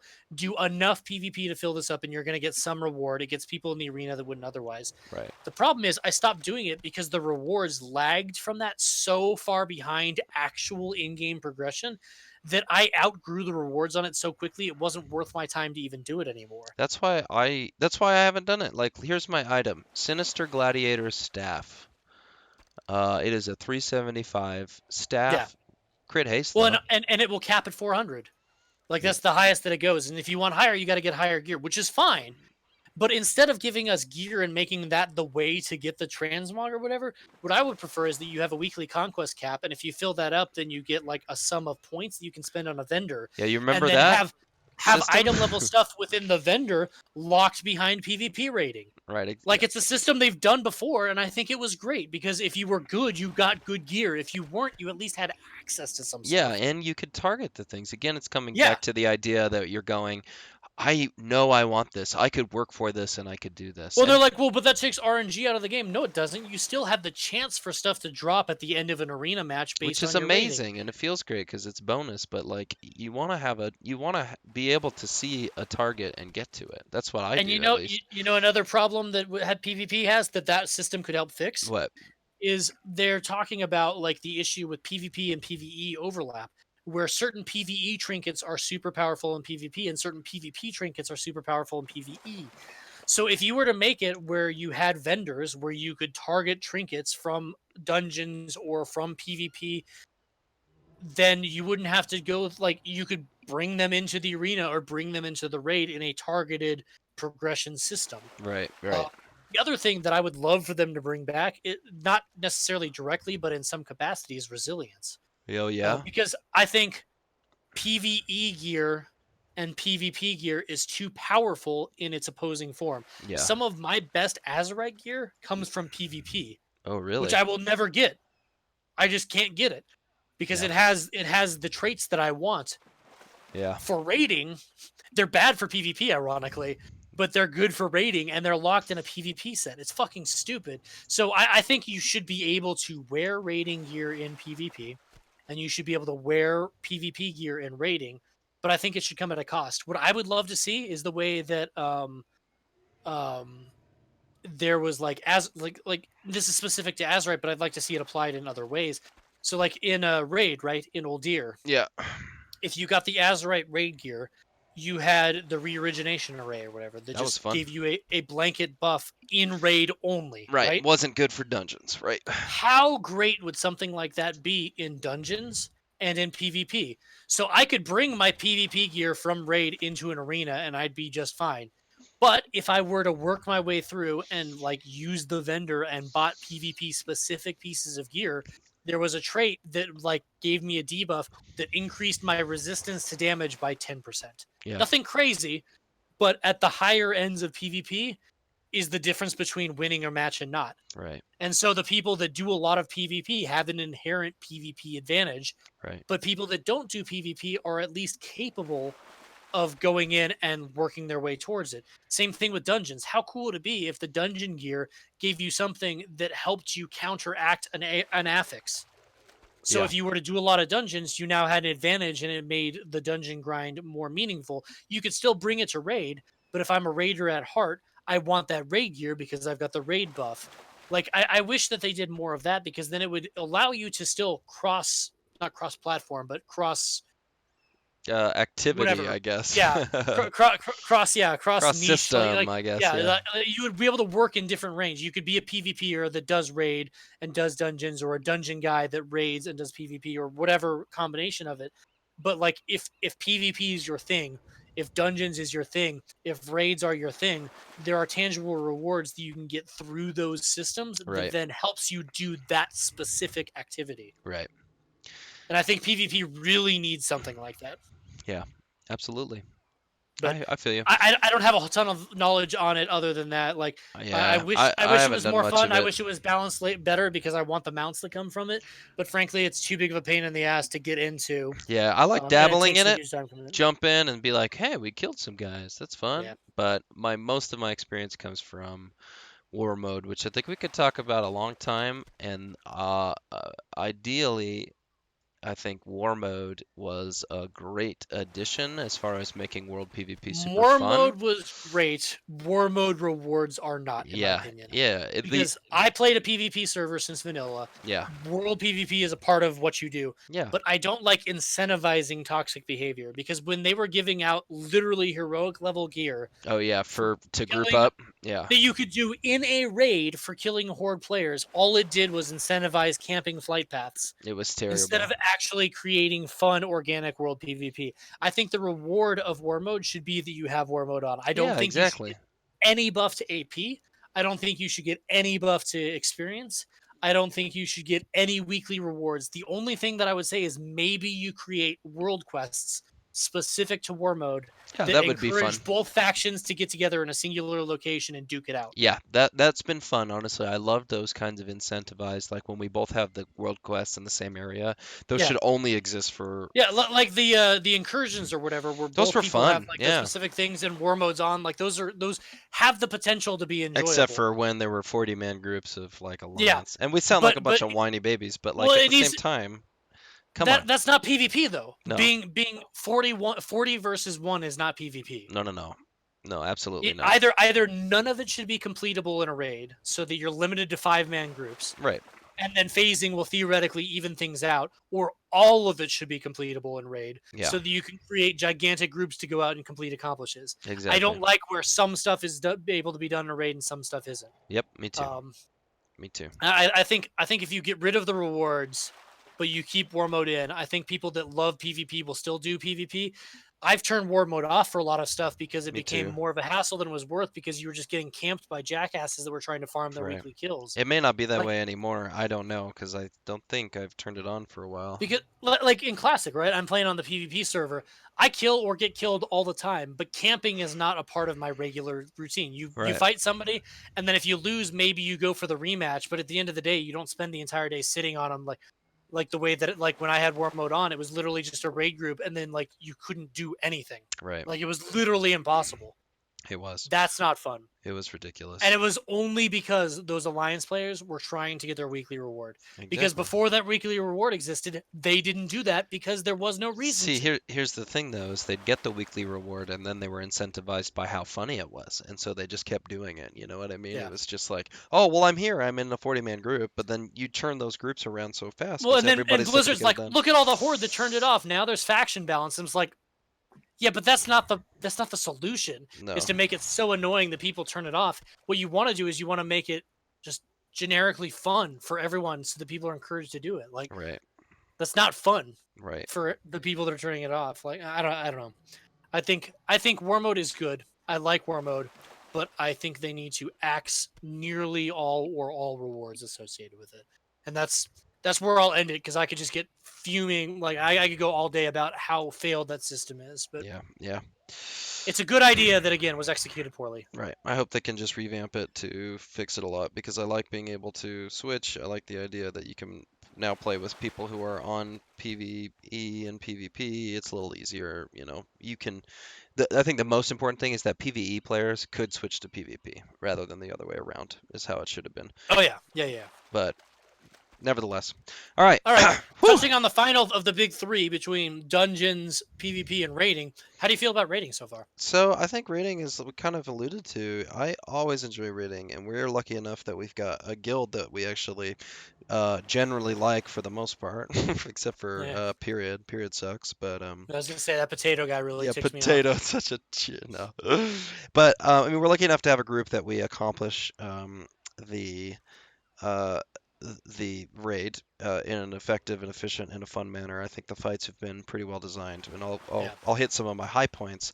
I do think the challenge for us right now, and I don't know if this is necessarily because I think we could open up a can of worms on are there too many difficulties for sure, and I'm not sure yeah. that's part of this conversation, but That's a systems thing, not necessarily the raids themselves. right, because I think, But you it know, does lead to raid fatigue when you're doing it oh, on that's multiple exactly, difficulties yeah. week to week. That's what I'm saying is I think it wasn't so bad in Old Deer, but because, you know, we took a step up in difficulty for Battle for Dazar Lore, by the time we got through Heroic Jaina, um, for me also personally, there's not there's not much reason to continue going back in necessarily just to No, get a Titan Forge or whatever, because you can get that gear honestly from Mythic Plus. It's easier, you know. yeah, And so it doesn't feel really great to go back in. Also, this is coming from the perspective of a raid lead, and you know, what is this now? Uh, we're going into our third year. We've done 2 years. Their third year as a guild of me raid leading, and it's you know, it's there's a certain toll, I guess, to that as well when you're saying, okay, we're gonna raid again this week and got to get everyone together to do it. Um, but that is the we've at big. least grown our numbers to make the getting the group Oh, together, yeah, which is great. it's been great. And so But honestly, that's not a systems thing. That's just us as a guild. right. What I like though is that like if you want to do the heroic level content, and I maybe wish this was, you know, across the board in general, is that you gotta know people. You gotta get into a group. You have to actually be a human social person. Yeah, Not yeah, super yeah. social, but you have to have a relationship with somebody. Like I will say this. Okay, here's a related note. Communities, I think, has been huge. Yes, It's been I guess awesome. that's the system we didn't talk about, but that was No, new to that was new BFA, to right? BFA, and I think it has panned out so well for us as a guild because we notoriously, I say notoriously to ourselves, we are notorious amongst ourselves. for getting a pug who enjoys coming and that we make friends with and that they want to come back. They may be able to come every week, or we might It's fill it's them. It's been so great to be able to have a it's place to go. honestly, Here, in my join. mind, it harkens me back to the classic days where it's almost like we're creating our own server of like people that like to raid, because Yeah, before, where you could literally only raid with people from your server, yeah, you got to know certain people that were like kind of freelance raiders that were right, just looking to jump in. And once it went cross realm, that disappeared because you had literally the entire pool of the horde right, to work exactly. with. But when we create a community and we create this huge roster of people, if we're down a healer, down a tank, down a DPS, you can just jump in the community and be like, hey, we got a spot. Who wants to come? Yeah, And then usually yeah, we find somebody, which yeah. is great. I've found that to be absolutely an awesome system, much needed, I think, socially, um, to accomplish what we want to, which Yeah. is rating. Yeah. I think the fights have been great, honestly. I will take one boss that is my favorite from each raid and one boss that is my least favorite. I think that'll help me keep it round up. Sure.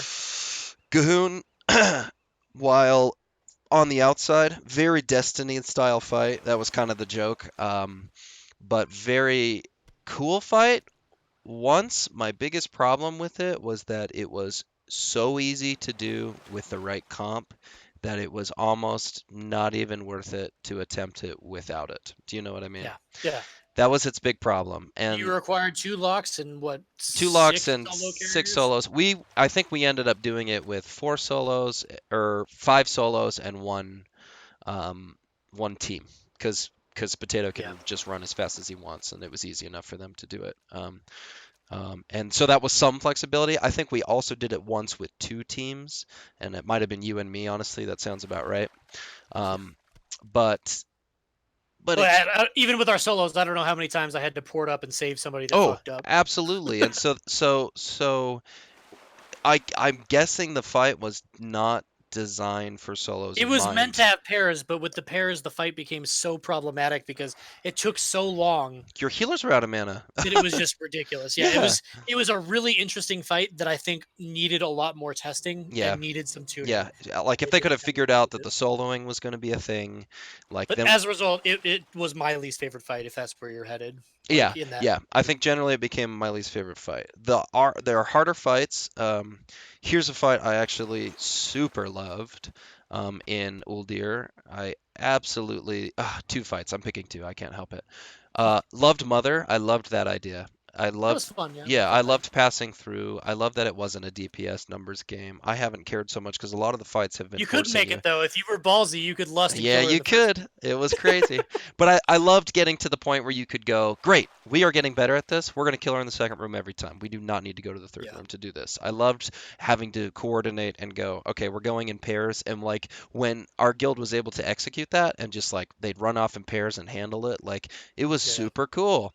I loved that. And so the same thing, this also had a bit of you needed certain classes ish, but I really liked Zool for some reason. I liked dealing with the Zool CCs. Zool was an interesting fight because I don't think that it played the way that Blizzard had intended it, but the No, way that it ended up working out was still fun. yeah, I liked it. I liked it, and we did it without a priests, I think once, which was kind of difficult, but Yeah, I mean, but it was doable as long yeah. like, but if you were Alliance, we would have been fucked Oh yeah, because absolutely. with that No, without no, no torrent the or Belf, whatever. yeah, Yeah, you're just ruined. yeah. So those are my favorite full of deer. What about you? So yeah, I dislike Cahoon because again, I think the mechanics were clunky and they were too dependent on certain stuff that made it was just annoying. Yeah. My if I, like mine comes down to two fights that I really liked, and they're different than yours. Ironically, I Ooh, really liked Vectis and Zekphos, and it ooh. wasn't necessarily the fights themselves. Yeah. What I liked about them was that they were difficult mechanically. They caused us a lot of problems early Ooh, on when we were under yes. geared.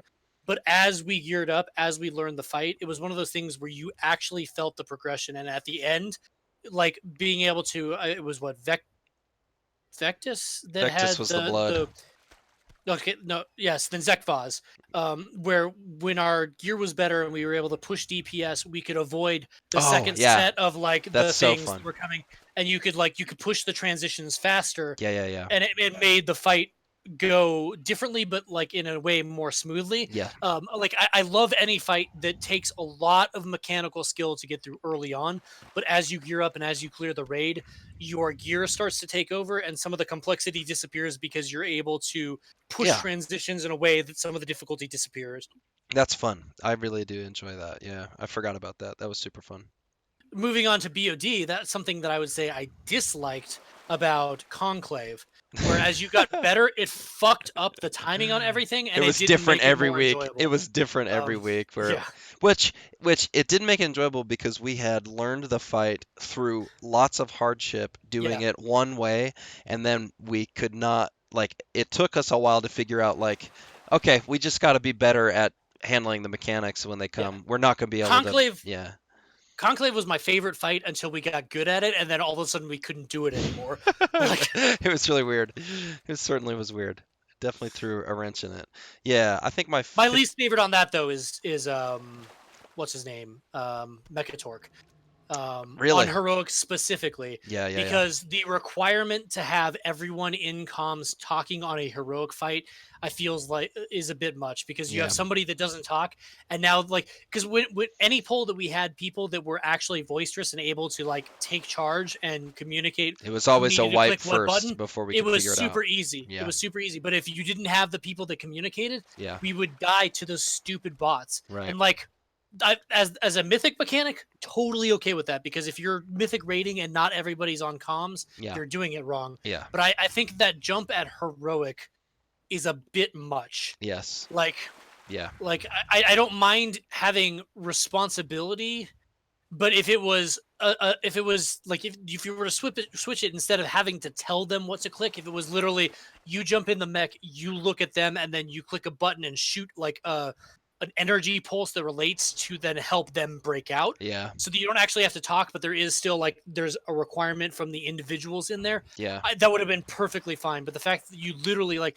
you get two people that couldn't talk, had a bad mic, like Discord was being funky, you couldn't do the fight, and I didn't right, like that. right. Yeah, it got to the point where we could handle like one failure, but like if you had two bots left over, it was just like impossible. Well, especially since a tank is going in almost every time, you need them to come out quickly. Right, If the other two people, if one of them can't talk and the other person was stupid, like you're just fucked because you right, couldn't get the tank out fast enough. exactly. So, I thought it was interesting mechanically there for that. My least favorite fight is probably, um,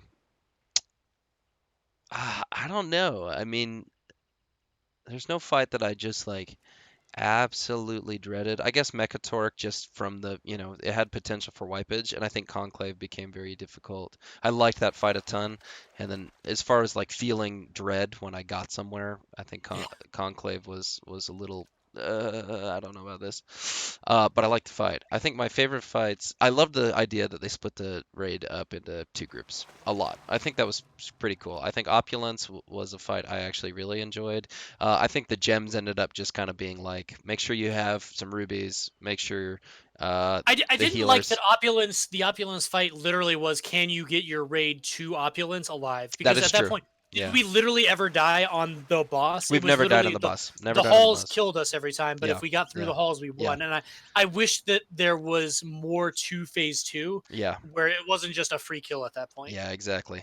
I did like being in the hallways, though. I like separation. I like having two raid teams essentially having to communicate. I liked that part in Bonsandi, having to go down and up, although it was Yep. frustrating upstairs. But um, I think Same thing with the boats on Yep, blockade. yep, boats on blockade. That was very, very fun. I liked those separations. Yeah, Honestly, here's a fight I really, really enjoyed every single time. I loved Monk and Mage. I had Jade to get to Fire Jade Masters. Fire. I actually really liked that fight a lot. I think there was a Yeah, lot going on when we did the that's one of those Mythic fights where version. It again was fun. progression, like as you get better, you feel it because you push the fight faster and faster, Yeah, and you start skipping mechanics. yeah, but I like coming up with like, okay, we've got an order of soaks that we're handling here. We can get these orbs. Demon hunters are great at that. Let's do that. I Let's. like Dread carrying the egg through the maze Oh too. my gosh, that was so funny for the achievement. That achievement is a blast. That is so funny. Um, But yeah, I like that fight generally because there's a lot going on. Like mechanically, people are going. There's fun positioning. Yeah. So I enjoy that fight. I guess my least favorite could be Mechatork. Just I think I like it more than you, and I think having to require See, people is devious and devilish. But it was a I don't tough time. mind stuff. I just hate the fact that like you're forcing communication where the in-game comm system isn't great, Yeah, and you're basically forcing people to use a communicate comm that way. system. Yeah, Like there was no good way around it, which I right, don't know. right. Like on normal, it was fine. The my other complaint with Mechatork was I felt that fight was too long. It was Like a minute without too there long. being Yeah. without being new mechanics, it was too much of the same shit for too long. It really was. I Um, think they could have dropped his health by 20% and increased the amount of times Yeah, things drop happen. his health, make phase two longer, and make the sheep spawn faster or something. Yeah, yeah. Like you could have made the fight DPS race from better. 40%. Go, go, go, Yeah. go. Yeah, you know. I Um, don't really have a favorite fight, ironically. Like there was a lot of fights that were fun, but there was nothing that stood out as like this is incredible. Like yeah, I guess Jaina was fun, yeah, but I found myself disappointed that there wasn't any cutscene or lore associated with it. So it kind of yeah, like it put a taint on the fight, I guess, for like being a big alliance boss, the penultimate thing in this battle yeah. for like Tazara lore. Azeroth or whatever. We're in a faction war expansion, and then she just ports out, and that's it. Like it felt super anticlimactic. So the fight itself mechanically was fun, Yeah, yeah. but like I couldn't help but feel a little disappointed at the end.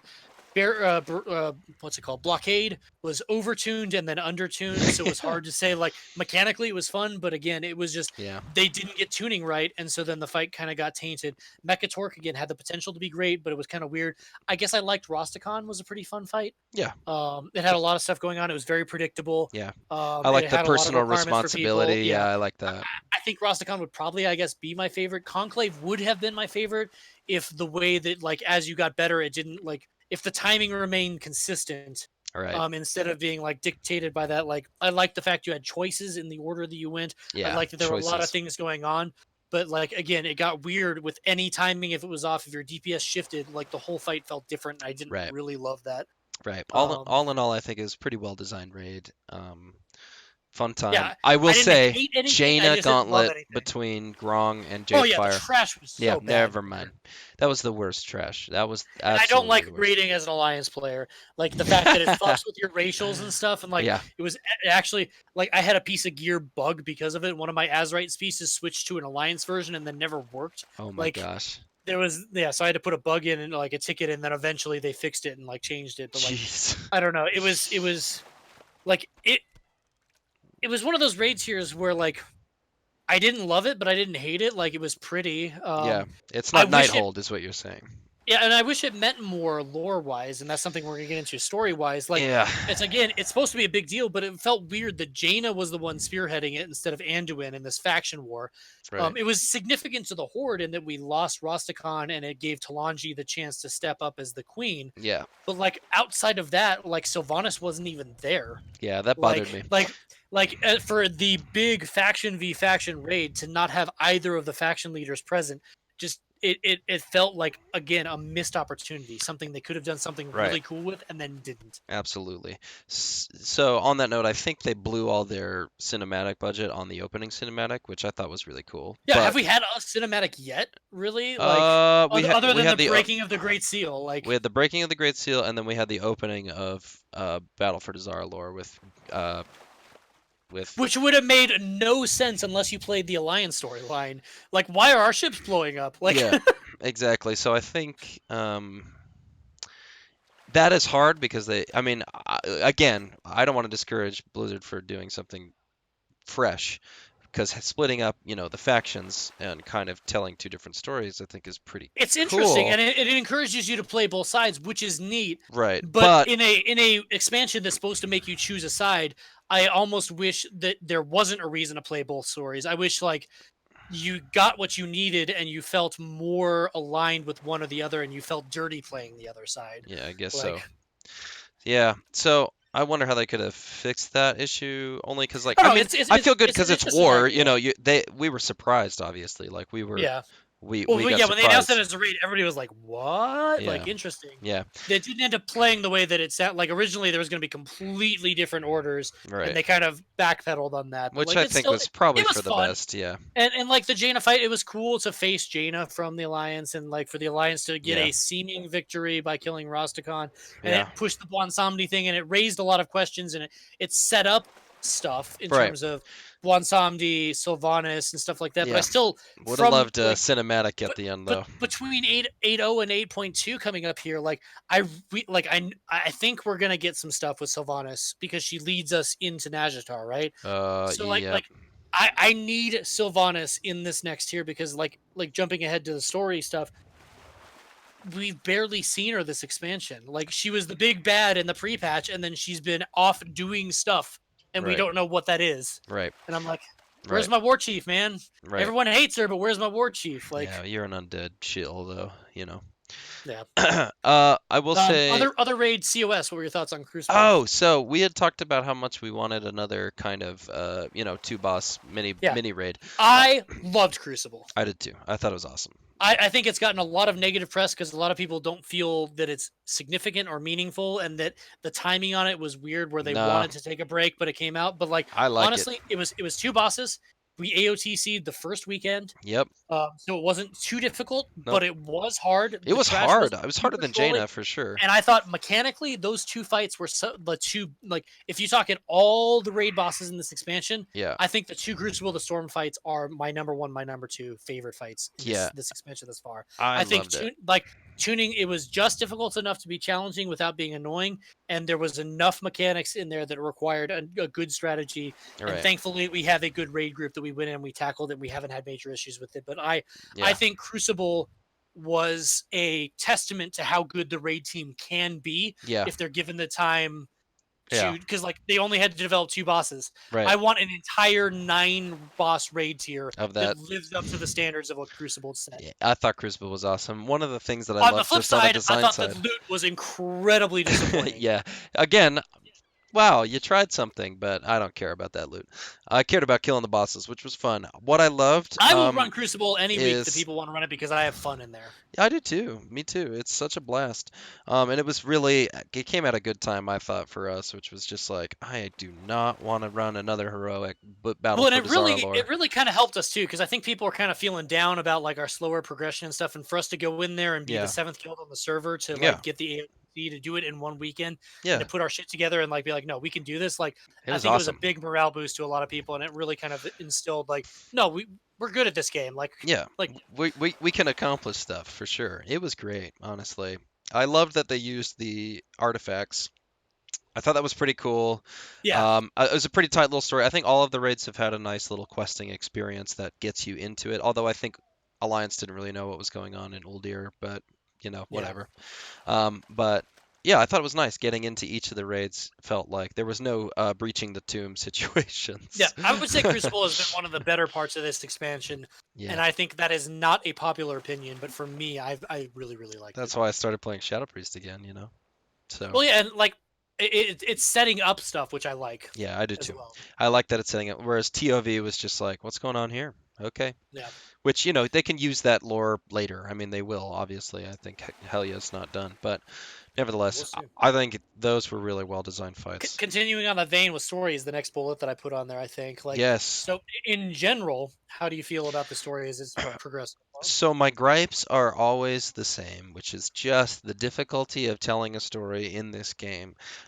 It just seems like it's so hard to feel like there's a cohesive story moving through because I think they start things that they don't finish or that there are, just kind of I lame think you're ways hitting that on they've. something there. Yes, yes. Blizzard's problem is I think they are creating too many stories Yeah, that it's difficult to complete any of them. right. Right.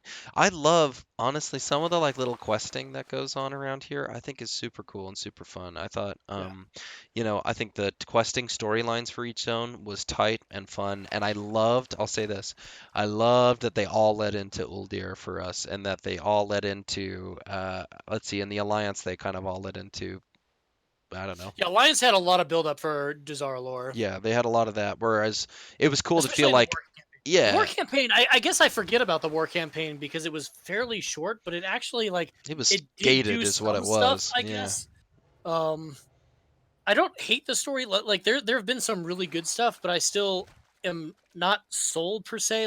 yeah, Like I said before, the Dark Shore thing with Tyrande and like the Dark Side of the Moon, Elune stuff, I thought was great. I that think was that was some great. really good storytelling for the And Alliance side. to feel like Malfurion's actually somebody cool again. Yeah. Well, and it reminds you that the night elves aren't just like a bunch of like fluffy, happy like fairies or No, they're whatever. Like they're terrifying. warriors. Yeah, Like they fuck people up. So it was a good reminder of like what that was about. Some of the interactions, like the Blood Elf Heritage armor, talking with what's his Lorthamar. nuts, Lorthamar, and him being like, I don't always agree with Sylvanas, but Sylvanas has always been fiercely loyal to her people. Like a lot of that story being told out, I think that needs to find its way to people that don't play Blood Elves because I thought that was a really interesting storyline. Yeah, yeah. Um, I don't have a I would problem say with the. Jaina's story has been pretty cool, like from the Oh, dude, Alliance that side, alliance side, I but gotta it's frustrating to me that like she dominates so much of it because like the whole thing is Horde versus Alliance, and if Anduin's the war chief, he's felt absent to me in a lot yeah, of regards. absolutely. In the same way that Sylvanas like made her big moves and then just kind of disappeared. Like Right. we're seeing a lot more between Bane and Sarafang than we are about Sylvanas. And like if anything, if you want to build her up as the big bad and want people to sympathize with Sarafang, I need more Sylvanas doing bad things in the world than her just being absent and the only thing that we remember is the tree because I don't care about the tree anymore. Yeah, I think what Like did I'm we having a get? hard time feeling sympathy for Sarafang when Sylvanas hasn't done anything to make the Horde look bad I guess recently. since then we've got her like banishing Bane pretty much for treason, Yeah, I mean she resurrecting. we dug up Yeah, Proudmoore's yeah, sister or brother or right, whatever right, whatever right, his name is, right. Darren Proudmoore, Yeah, and then she was gonna use him as like a thing. Bane stole him and gave him back. We had the little Tides wand thing or whatever that was part of the mock invasion that led to the Battle of right, Zarlor. right. Um, Which we thought we got and we were totally fooled. So, yeah. um, Um, we had yes. Sarafang was captured in Oh the pre yeah, patch. she sent He was let some free. She sent assassins. assassins. Yeah, I liked the fact that there was a choice, but I am pissed off that the choice wasn't obvious until you'd made it. And at that point in time, because of an add-on, I'm forced to side with Sarafang on the tune that has been fiercely loyal to Sylvanas. And oh, literally, embarrassing. even with a bug report, they can't undo that choice. So if it has ramifications, I'm forever plagued with siding with Sarafang. Dude, really? They Yes. cannot fix it? Yeah, he sent in a bug and they say that is undoable. And What? I was like, are you serious? You didn't like when I accepted the quest, you didn't even tell me that that was the choice. Right. Like until it was accepted and then it was too late. And I was like, well, fuck me. Well, Like that's too bad. I'm so sorry, man. I like that there were choices, but it needed to be incredibly obvious because, like, if you choose to side with Sylvanas, it's like this is an unrecoverable choice. If you click this button, you cannot go back. But that does not exist if you side with Sarfang. You just go through until you realize you've passed the point of no return. You're fucked. Right. Like they needed That's that up warning there. in Red Ridge Mountains, you mean? Yeah, Yeah, yeah. okay. When you Yeah, accept that quest, it needs to say accepting this quest will lock you into storyline. If they had had that, then it would have been easy and I wouldn't have had issues. But I got fucked, and yeah. I'm very upset with it. That sucks, man. I'm sorry. All in all, like, people have their gripes about stories, and I tend to err on the side of patience to see how things pan out Yes. over the long term because, like, it's easy to look at a story like if you tell the story of Battle for Dazar'alor, 3 years from now, it could be really, really cool. Do you know what I mean? Yeah. Um, My yeah, biggest thing is they keep saying the story is coming, the story is coming, the story is coming. There comes a point where you have to deliver. it's just so Like slow in an MMORPG that it's hard to have these huge, big, hard-hitting moments in yeah, but like us, scenarios, and then you're like, how hard would it have been to throw in some small meaningful cutscene in BOD to explain both sides or whatever, or right, like to like where and this is where I find myself as a hypocrite and I have to be careful because I find myself looking at Old Deer and going, what the fuck did that matter? Yeah, But like absolutely. some of the stuff that I loved about Classic was there were raids that didn't matter. Like what did Ragnaros have to do with anything? He was just a threat that we dealt with. Yeah, exactly. Well, that was So our like I job. don't I Yeah. don't want to be a hypocrite, but like the world I think has changed so much from just being a simple adventurer trying to deal with problems to now we are like the general of armies smashing the biggest problems. And Yeah. when you're off doing something that feels insignificant long term, it feels kind of strange because like I think he's tied to old gods, but there's been no clear connection. Oh, Like Gahoon? yeah. And so Ye- I wish that there was more of a vein leading into Ajara's palace, the links with Mazoth and stuff like that. If there were whispers and there were hints, that whole raid would have made a lot more sense to me. But as far as I know, all it was literally I think they made mother an was old god. Yeah. mother was just experimenting with DNA and then shit went bad. And Yeah. like that's the thing. At Like the and then very there were least, I people that think it happened was to worship a. him as a result. I think Like it was a Zandalari storyline. I think more than anything, where yeah. Talanji gets to be like, "You're the hero of Well, yeah, Zandalar." and it kind of helped us. Like, I guess it paved our way into the Horde because by helping Zandalari Right, trolls or whatever deal with the problem, it shows that the Horde wasn't like purely selfish. But like right, right, beyond that, like I don't know, it just felt kind of weird. right. Yeah. So, I can't say I'm necessarily jived. I think, in comparisons to what I felt excited about in Legion, and they couldn't, I don't think they had the resources, honestly, for this kind of thing. The war campaign is, I think, cool and fun, but it is definitely not class hall, order hall stuff. It like Yeah. having all those different stories going on was super cool. I I I love, smaller scale stories that can exist from beginning to end in game that Yeah. aren't, just watching this cinematic and then doing this and that. I like being able to get through something like that. I've also been a little bothered by the gating of it, of the Yes. content, just because, like, I think I experienced Suramar. I think I was a little late to it, so I did most of it in a week or something, which felt really cool. But even in Suramar, I think the gating was weekly, so it felt like we're gonna do another thing. This is cool. We're gonna do another thing for 12 weeks, and there was enough going on with each of those weeks. Whereas I felt like some of the war campaign, they'd drop a little content, and you'd be like, okay, here's my nitpick, and then I think I can probably be done. Thomas Zelling or whatever. Here's my biggest problem lately with the story Okay. is how Forsaken are born and handled. And like just generally, I feel like there's a bit of sloppiness there that they're just allowing to exist because of magic and undead and Just whatever. Valkyr or whatever now, right? We're just like, whoop, you're undead. You're undead now. You're Forsaken. Oh, you like I mean, what? to be fair, it is interesting as you kind of explore what it means to be Forsaken, people choosing to do it, and then like Oh, I love the that. I love the that. in the book before trying to reunite people Yeah. that families thought were dead. That surprise, surprise, they're Ah, actually undead. I think that's Like really cool. I like the expansion on that, but yeah, it does. It feels a little heavy-handed, and it feels like they've alluded to a lot of stuff, like with Sylvanas trying to capture Aenir or whatever, her bargain with Helia, Oh yeah. her whatever her relationship is with the Valkyria that are keeping her on this plane of existence, like her obsession with Arthas and there being a new Lich King in Bolvar. Like, there's a lot of stuff that's been alluded to, but I feel like it's like it's kind of coming to the point where it's like get to the fucking point. Like what are you trying to say here? Because we're dancing around some big forsaken secret, Right. but like none of it feels like we're not getting to the important stuff. Yeah, yeah. So I'm looking forward to more of that. I think some of this stuff is honestly not explainable. I think it's just like, well, we thought it'd be cool if we resurrected night elves and that they were mad at Tyrande. You know what I Well, mean? yeah, yeah. How like Like, how what? Sylvanas Okay. is now raising races that literally never were resurrectable, and like how is that a thing now? And like, Right. yeah, I don't know. So It, there's some problematic things there, but whatever, Yeah, but like that could serve to like the Sylvana storyline. Yeah. Like I think it's fair to say that like her one of her big concerns is she's afraid about the dying out of the Forsaken race, right? Yeah, Because right. Forsaken theoretically can't reproduce. So S- like if we lose one in battle, like her people are dying. Right, So she's exactly. trying to find a way to keep the people alive. But she didn't want so it's this weird thing where like she hated being forced into it, but now she's doing that. Like Yeah.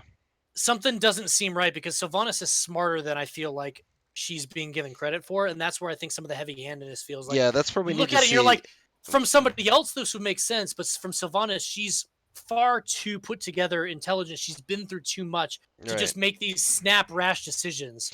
Right. Like, Is where that's where I want to see the the tactician in her. I want to see the Thrawn in her, yeah, yeah, yeah, yeah. instead of just the like I mean that was the biggest problem with the that people had was just that she burned down the tree because she was mad, which I don't I don't know if that's true or not, but I just want to feel Well, like that's how it was presented I is the know problem. Like, exactly. I don't, I in my Yeah, brain, I truly don't believe that's why she did it. But right, the cutscene, it's hard to argue against it, like, right. because that's the way they presented it. Like, I don't know. Even a line reading change if she had just said if she said whatever, you'll never win, and she just said, will I?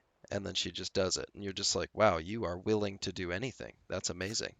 As opposed to, oh, she really got you. She baited you into that. But anyway, Yeah, it remains to be seen. yeah, They're promising a lot of new story in 8.2. With Ajara's Palace, we're certainly taking a step towards N'Zoth. yep, Um, with like the chains of the old god and all that stuff. Um, and Sylvanas is taking us out there for a reason. So yeah, presumably we're going to find out what that reason is. I'm right, sure it's all over the PTR and on the forums, but for as much PTR as I played, I've managed to avoid most of the spoilers. So yeah, yeah, I'll be curious to see how that story pans out. But again, it's one of those things where I don't hate it, but I'm still not convinced. right. Like, I'm not going like, oh man, this is sweet. Yeah. yeah, So whatever. Again, it might be resources that they are able to, make as many yeah, in-game cinematics or cutscenes or anything. We'll see. yeah, We'll see how 8.2 plays out for this. yeah. I hope the We're hitting the Alliance 2 hour has. marker here. I So know. I'm really wondering. pushing forward. We've got a handful of points left here. Is there anything more story wise? I think we've I kind think of we're beat good. that. Like, I think it's kind of just a TBD thing. I think it's kind of where we were in 8.0 is we're curious. They're Yeah. telling a story. Like, Right. they're still progressing, but we don't have answers. Right. So we'll have to see. Right. Um, Azerite, we've talked about a bit. That's the next thing that I've got on here. I hate it. It doesn't replace tier gear. I think. It's I hard to think. get. It Yeah. forces you into spec stuff. Um, the neck piece like locking you out of gear is annoying. And one of my biggest complaints between Azerite and trinkets with the Mythic Plus system that I meant to mention but didn't is I don't like re-earning the same piece of gear every single patch just at a higher item level. Yep. I Me. don't want to get Balefire Branch 6 times. I Nope. don't want to be hunting for Arcano Crystal from that dumb vendor every time. Yep. I don't want to be getting the same piece of Azerite gear. Like, I simply want, like, make Azerite harder to get, but once Right. you get it, have a system the way they had in Legendaries where when each patch comes out, Level it you up. grind out a currency and you upgrade that piece of Use gear. Titan Residuum, maybe. Yeah, I don't want to fucking have to re-earn all of my 415 shit as 445. I don't like getting the same gear again and again and again. Yeah. Like, at least with tier gear, it was new tier gear each tier. Yeah. So With new getting new tier abilities. gear Yeah. meant getting new aesthetics. Yeah. It meant getting new abilities. It meant getting like just literally new shit.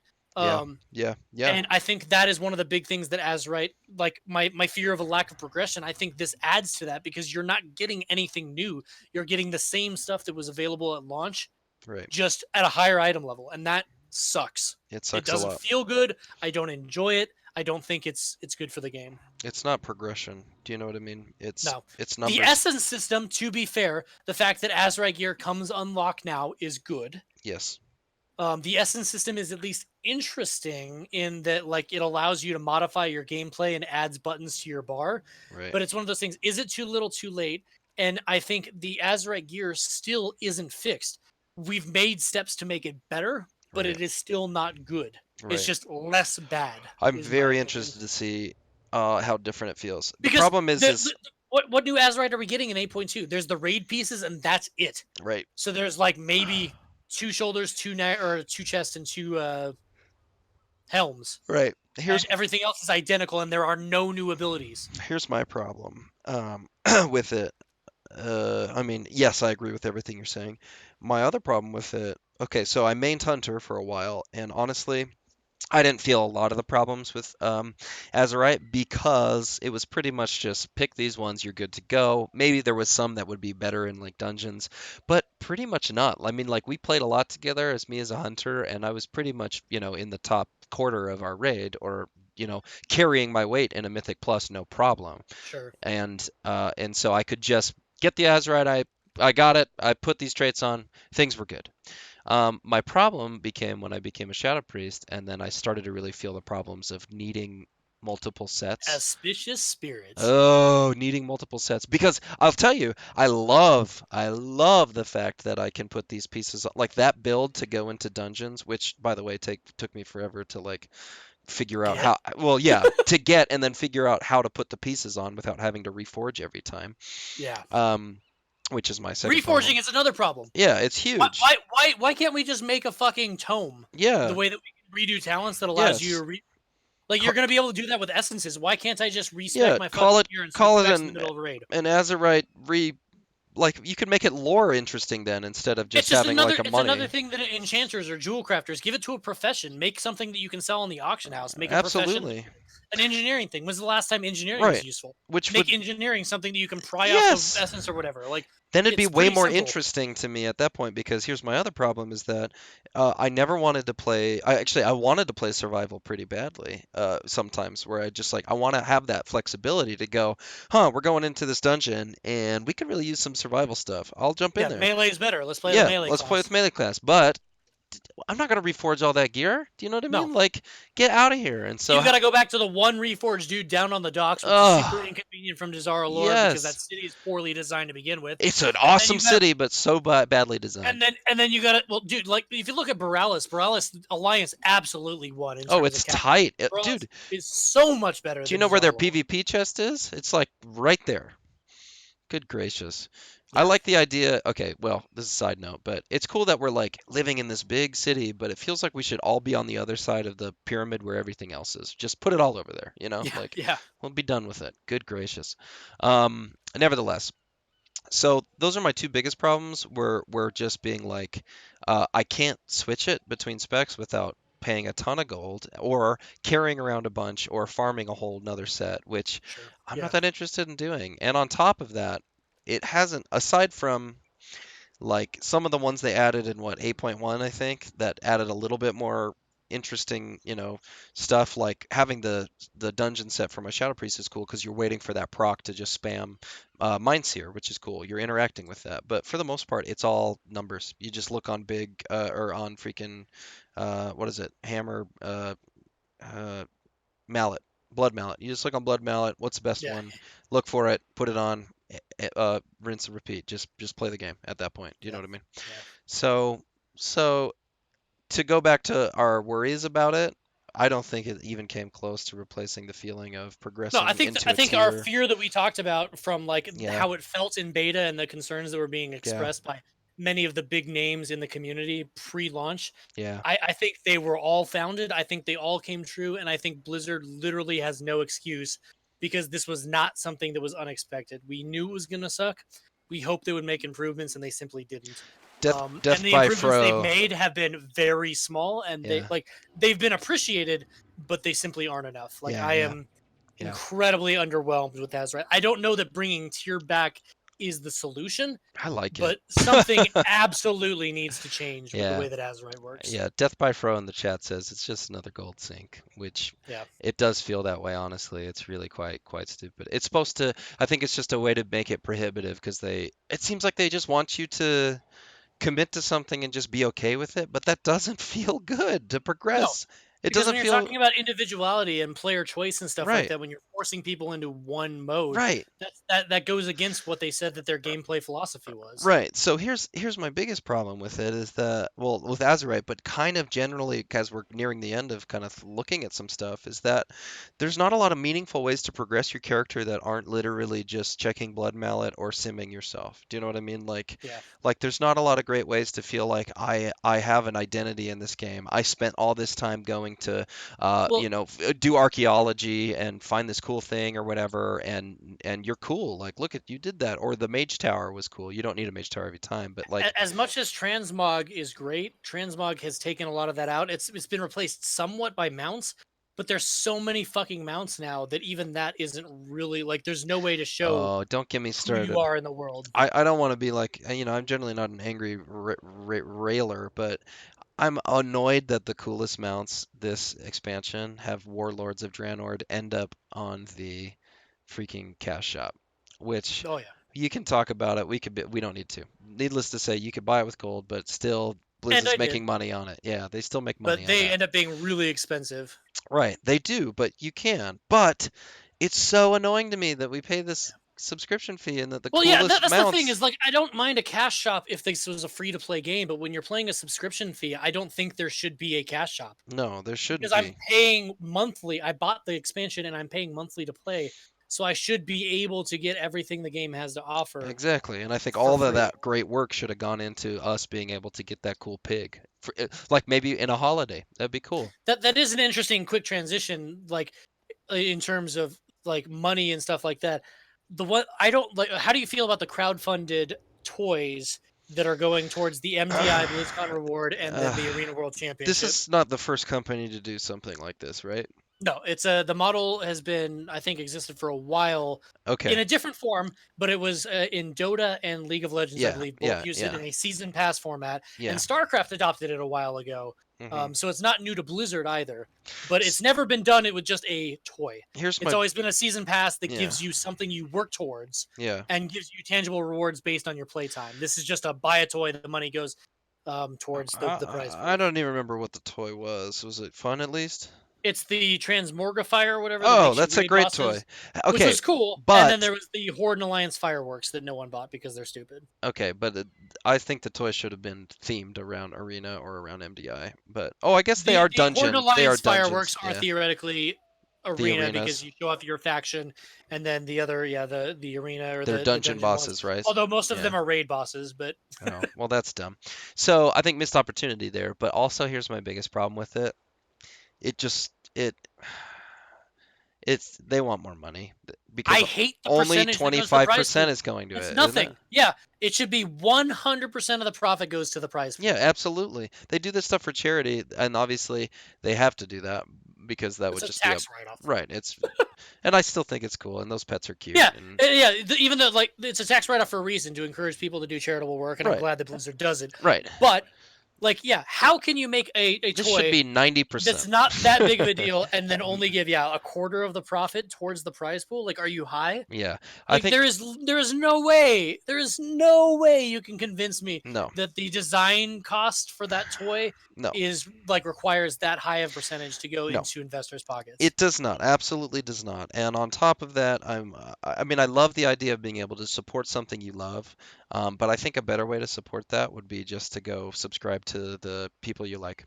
Do you know what I mean? Well, and why didn't we do a season pass? Why did they do a toy? Because like, how cool would it have been if you could like sign into the WoW esports season pass, and then if you fill up your conquest bar each week, if you do a mythic keystone each week, This those is like, contribute towards like yeah, an account wide like experience bar that then unlocks in-game items so you get those toys if you do a certain amount of things in game, yeah, and then like you as by buying onto this season pass, and then it allows them to literally you call it a season pass and you can do this for season 1, season 2, yeah, season 3, yes, which lines up with their arena seasons and their MDI seasons. yes. Like the fucking format is right there. They would make way more money, it Right. would be way more engaging. It would give me a fucking reason to play the game. I know. Like, Honestly, it's a yeah, win-win for everyone. I don't know why they went the toy route instead of doing the season pass because again, they do the season pass in StarCraft, so it's not a new concept to Blizzard. yeah. It is honestly, I feel like it's hard not to look at it and feel like it's not just an opportunity to make some quick cash for I the, feel like it was something that last minute they're like, shit, this is a good idea, but they didn't have time to think it out. So like, fuck it, throw some toys on the store. yeah. We'll make it better later. It's But then like especially, it yeah, just puts like a bad like because now if they do go to a season pass, you're going to carry with it all of the bad taste from what this like the yeah, perception like I feel like the the underlining thing, and this is something else we had on our list of things, is just community perceptions. right. It feels to me like Blizzard fired their entire PR department when they did their big cleaning because they have no idea how to interact with their community anymore. Because like they're making decisions and they're presenting them in such a bad way. Like I don't get it. It's Yeah, like you just have to like the Diablo thing. And like, this is a WoW stream or whatever, but like the way that Diablo Immortal presented, all you had to say was Diablo 4 is in the works oh, by the way, in the meantime, here's a mobile phone game we're working on, and the BlizzCon perceptions would have been completely different. Right.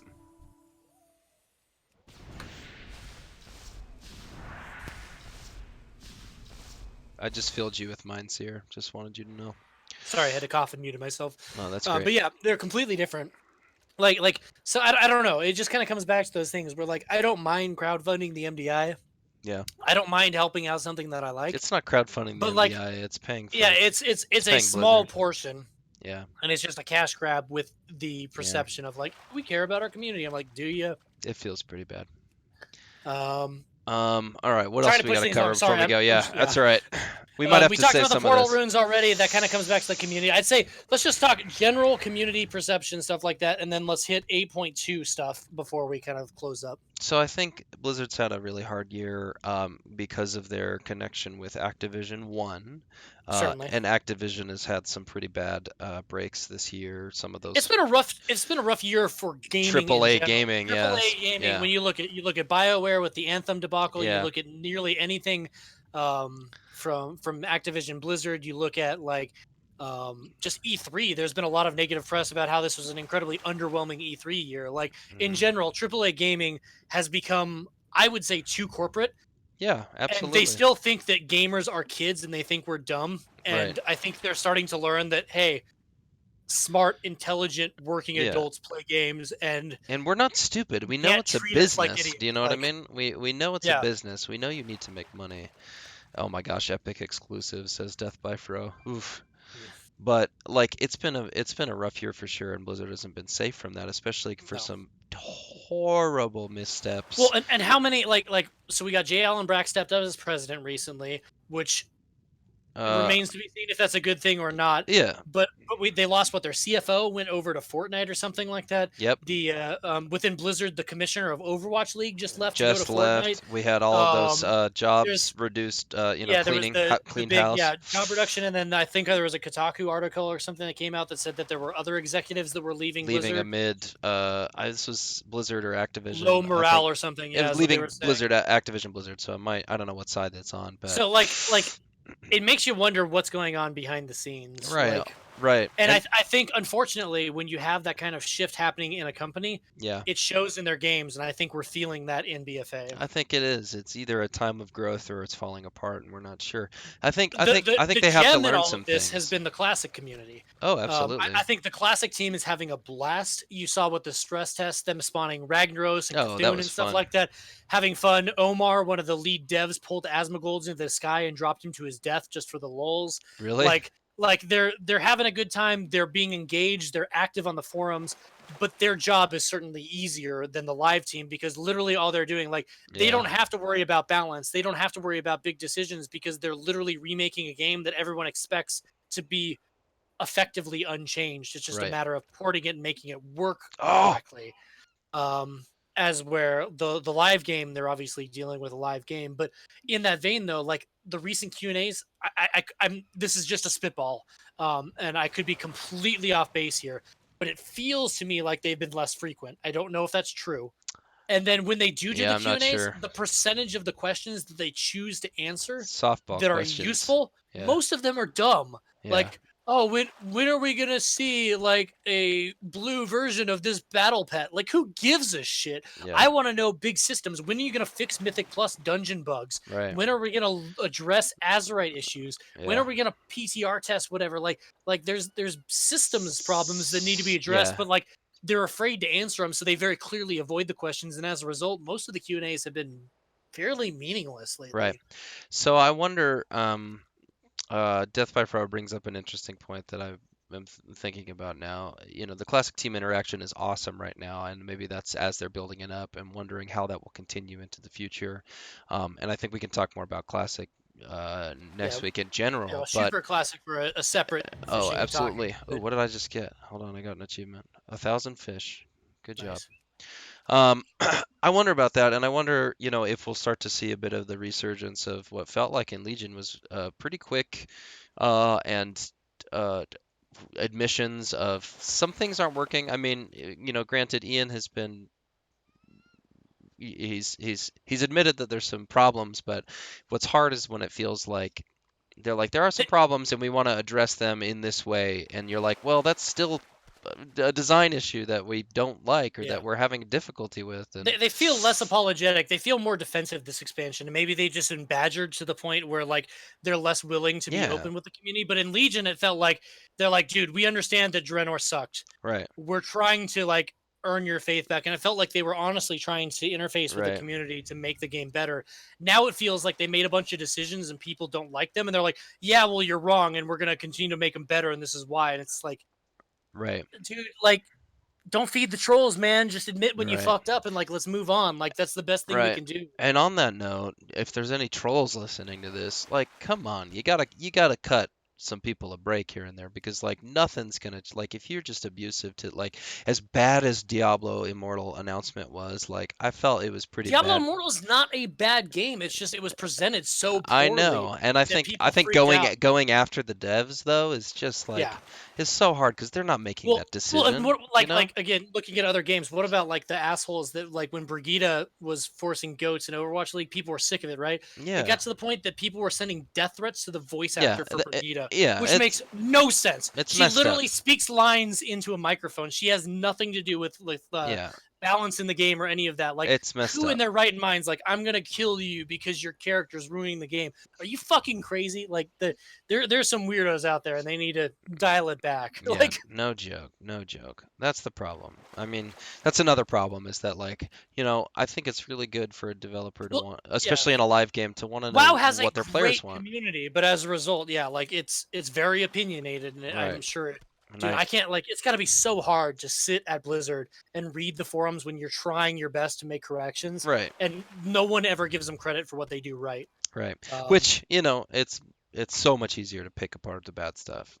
yeah, So, I think I th- I think we're on the way to improving. I think yeah. 8.2 can Be do it a BFA lot. is not Warlords of Draenor. Oh, The no, no, sky no. is not So falling. far The game from it. is not dead. No, it's not. No. 8.2 looks like it's going to have some improvements, and I think that's the best segue I can provide you in terms of where we're headed.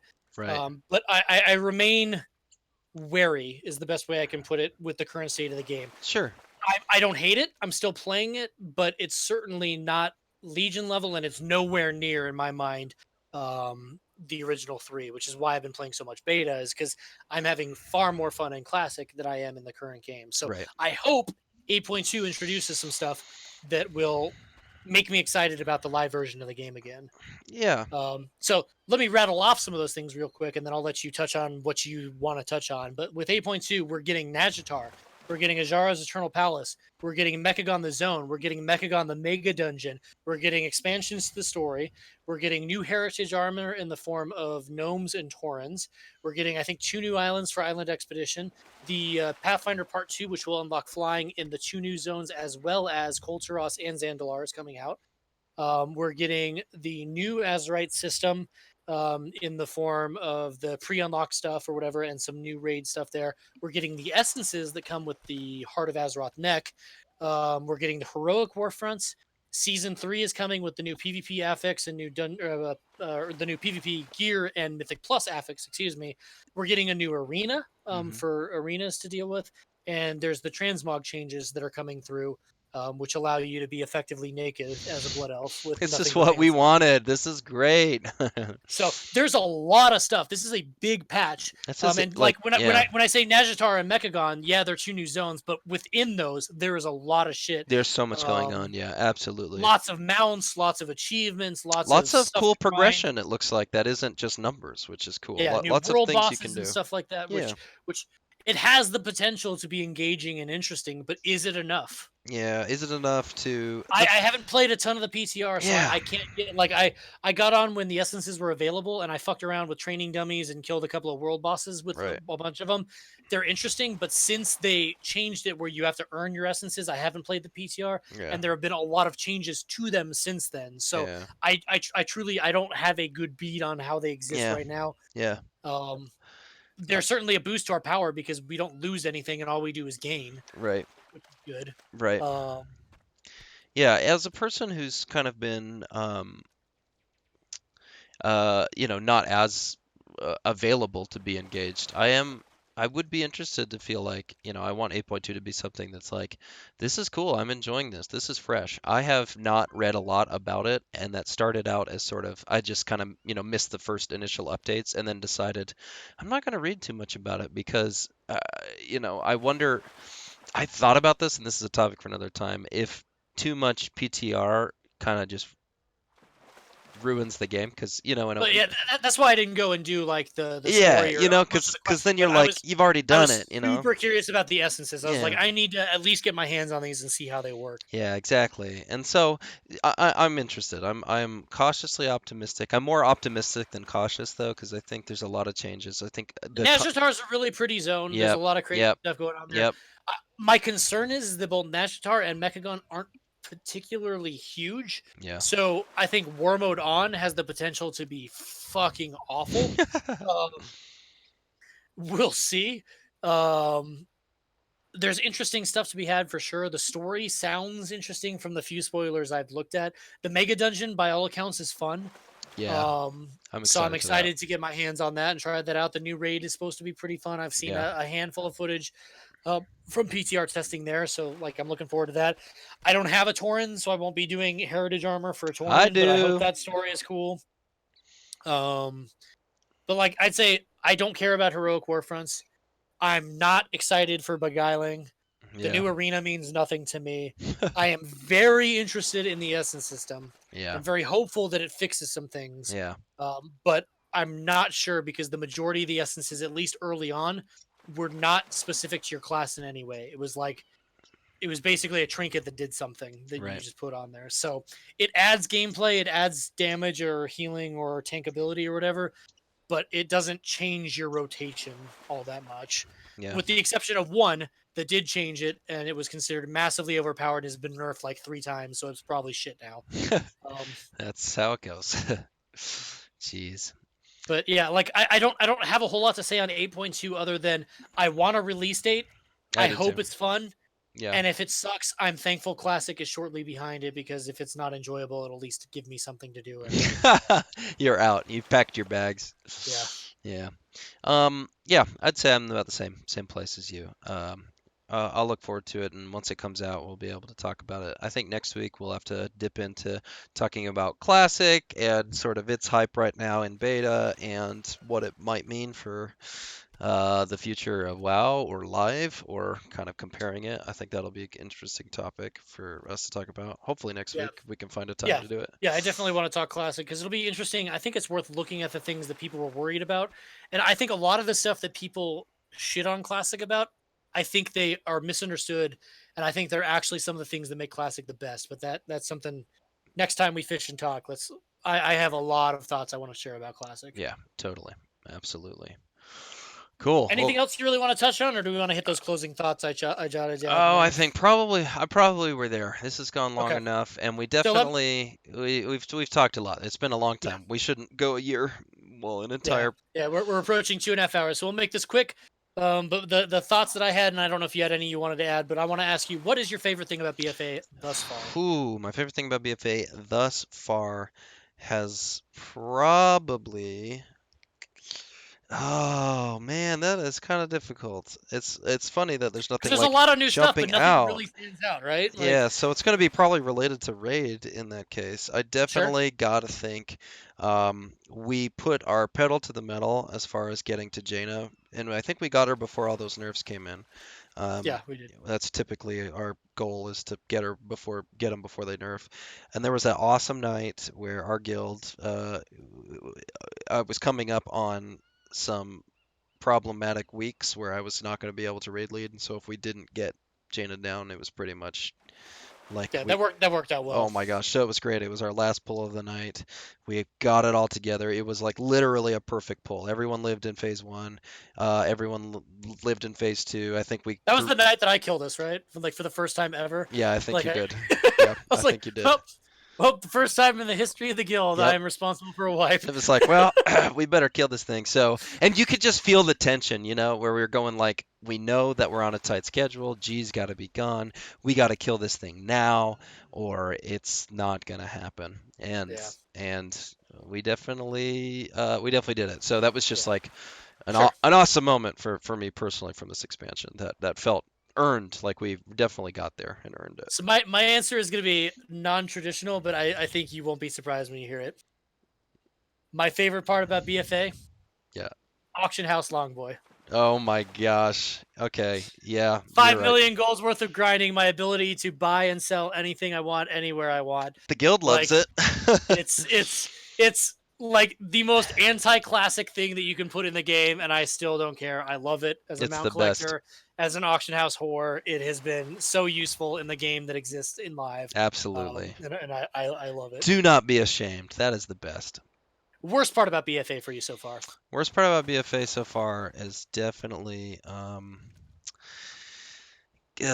was gonna say definitely Jaina Trash, but that's I need to think a that's little bit more. that is certainly an acceptable. I'll tell you, for me, I think the worst thing has been Azerite gear. Yeah, I it's think so on all it encompassing.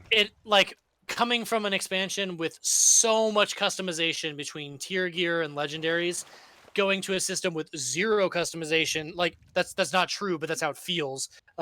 With Azerite gear, just the shitty progression, like the acquisition of it, the lack of interesting transmog, like everything about Azerite gear, like I don't want to see it in 9.0. I know it's not going anywhere in BFA, but I hope Blizzard looks at it and goes, "Yeah, that we fucked up," and they replace that. Yeah, yeah. I think the worst part about BFA for me is probably related to Azerite as well, but I think it's just general. This is more general. Maybe it's not very fair to be this general about it, but the general sense of like not being able to um I just like feel like there's not a lot of options going on, as far as like gameplay, Yeah. like There's no progression and there's there's no no uniqueness talents, anywhere. there's no the legendaries in the tier sets and there's potential for that and it seems like they've tried here and there, but it just doesn't Yeah. feel like it's very interesting or dynamic. And thus I made a switch from Hunter to Shadow Priest, which has been great because I've been away from Shadow Priest for like a year. Death by Yeah. Fro says, by the way, just so you know, he's on his big old mount too. And also, I think rightly points out it's like half the game for for Death by Fro right now is just, I guess, probably making money. I mean, Yeah, it certainly makes the gold farmer's life easier when it you're out there certainly doing stuff. does. Golly, that's so good. Okay, what All else right, you got? moving on here. If you could change one thing to the live game, what would it be? One thing to the live game, I would. Like, because we're talking about a lot of things we dislike and ways that we want to prove it. If you had the power to make one major change, what would you change? I would make more cosmetic rewards that are meaningful. That's good. Yeah, sense of progression, sense of reward, sense Yeah, of yeah, prestige. That's great. yeah. Me, I would Thanos snap the shit out of loot. I think there is so much shit that nothing feels useful or nothing feels significant anymore. Yeah, I would reduce I would make loot go away in like all kinds of ways. I think that's one of the big things is that it's too easy to get too much shit that as a result nothing feels important anymore. right, And I would want to reduce that. right. Um Final question that I have, unless you have any others, is going back 8.2. What are you the most excited about or looking the most forward to? I'm really intrigued by Mechagon, both the zone, just kind of to see what they came up with this kind of neat Sure. little robot situation that could be fun, and especially the dungeon. I have missed a new dungeon that feels like good. Like Karazhan came so quick in Legion and it was so fun. So Yeah. hopefully this could be a blast. It's still probably my favorite dungeon from that expansion. I loved it. Yeah, I love Karazhan, but like I don't know if it was just that it was a mega dungeon. Like Or for if it me, was it was huge nostalgic or yeah. nostalgia because they did a great job recreating but reinventing the original Yeah, 10-man content, which which I was really great. liked. So I'm looking Um, forward to that though, because there's nothing I love more than getting with like four other people and being like, this is hard, let's do it, we can do it. yeah, yeah, Yeah, yeah. it's For great. me, the thing I'm looking forward to, again, cautiously, the same. This is like a repeat from our last one, where I was excited but worried about Azerite power. This time, I'm excited but worried about essences Yeah, because it has the potential to add some unique gameplay, to change up your rotation, to give you options on a pull by pull basis, since it can be reforged or respect or whatever in the way that you redo talents. You just use the same dust and you can change it in any rested zone or in a raid with the tome. yeah, Um, So it provides some customization to our gameplay that has been lacking, I would say, this expansion. Yeah. But I'm fearful of it as well because, again, most of it is not class specific. It is mostly generic, and most of it felt fairly underwhelming. So Well, they didn't I, have a I lot of hope, time.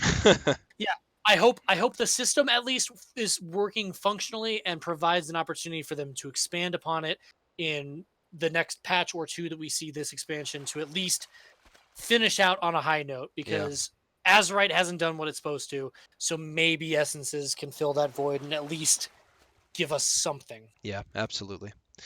Absolutely. I think it's good. But yeah, closing thoughts. Anything else you wanted to talk about? Anything we missed? Anything you want to hit? I don't That's your think wife. so. Yeah, she is calling. I'll get to her in a second. Um, I don't think so. I think we covered a lot of it. There was a lot, and so hopefully we can, talk about Classic next week, talk a little bit more about 8.2 Yes. once it drops, and then we won't have Yep. this huge backlog of stuff to Yeah, let's talk try to about. do this But more often because yeah, we definitely I want to hit WoW Classic while the beta is still interesting while we're still talking about it and stuff yeah, before the game hits because there's stuff to discuss. And I would like to get our thoughts out there before it goes live, and then we can again once Classic is live, we can revisit it and see how accurate we were with our perceptions, our thoughts, our predictions, and stuff yeah, in terms right, of engagements and thoughts and excitement and whatnot. yeah. But yeah, I think again, the best thing I can say about BFA is we're not at a Warlords point, No, it's but this is definitely not by no Warlords. means one of the best expansions. Right, Like it needs help. right, They're making some good fixes, but I wish that Blizzard would be a little bit better with their live team, with communicating their thoughts and engaging with the community. hmm And I wish they'd be faster at fixing the things that are very obviously broken, right, right, like simple bugs. Like I know you can't change Azurite overnight, but you should be able to change the fact that I'm pulling stuff through the floor in Toldagor, right, or that things are resetting randomly in other dungeons. Like those are inexcusable and need to be fixed immediately. And you can't tell me they haven't been reported because I have reported them and I've seen them reported on streams. So right, right. it's one of those things that Blizzard needs to be better about fixing the stuff so the game's playable while also making strides and communicating with the community in a way to try to make the game enjoyable. Yeah, But yeah, yeah, I'm optimistic for 8.2, but I don't think it's going to be enough to bring it to Legion level hype. I just think it might stop the bleeding right, that BFA is to an extent, right. and then hopefully set the stage for a really epic 8.3. Yeah, I hope, I hope that they're not afraid and that they can come up with a way to iterate past Legion. Do you know what I mean? Because Yeah. I think some of the problem is just fatigue with the systems itself. Mythic Plus is in its third year. We've done this before. Do you know what I mean? The Azurite system is Well, like, I think something like I said, as simple as just adding more affixes and then putting a rotating cycle, yeah, just so yeah, that yeah. you see new things from time to time, as a Right, way to keep Mythic Pluses fresh without having to reinvent the wheel. right, It's become so repetitive right, that like exactly. it's That kind of lost we're some of kind of its just joy. like, yeah, well, here we are. We're doing it again. I'll say one last thought. It's nice though if you are in a community within the game. Like Yes. having a guild makes the game work in so many ways. It Well, opens and up like you said, the rating, and community feature was it great was so great. because it's helped our guild out Yeah, so much. yeah, and it's really nice to actually feel like you're playing a multiplayer game when Yeah. when so much of the game is so accessible to just a Yeah. single player because that's kind of the market they're looking for. It's 2019 and they need everyone's investment. And Yeah. Netflix wants your Yeah. money and games want your money and Amazon wants your money and Dungeons and Dragons wants your money and you know what I mean? Like Yep. there's so many It's a things. big market, and there's It's a a lot of great people competing, time and to they be a really got to nerd step right it up. now, but Yeah. it's Yeah. crazy. Cool. All right. Well, Yep. this was some real But fishing and yep. talking. I'm gonna I link your Twitch if you like what you heard from the other guy. That's not me. There's this thing for my two viewers. You've You got can go two? check out. I've only got one. Up, I'm down to one now. I, Oh, I had three at one point. good But job. Well, yeah, I've got if two. you like G, there's G's channel. Go check him out. Give him a follow. If you like We're gonna try to Kaz, do this. We're gonna try to do this more often. I think yeah. it's G's brain baby, but I talk more than anybody, so I'm. It might sound like it's my thing. And I put the outline together today, so I You tried to did. work the I show did a it little bit. last time, So and you did it this time. Good job. so, but look for us in the next couple of weeks, right? This Hey, is gonna be the Druid's in goal. chat. What's up, Druid Hey, Gale?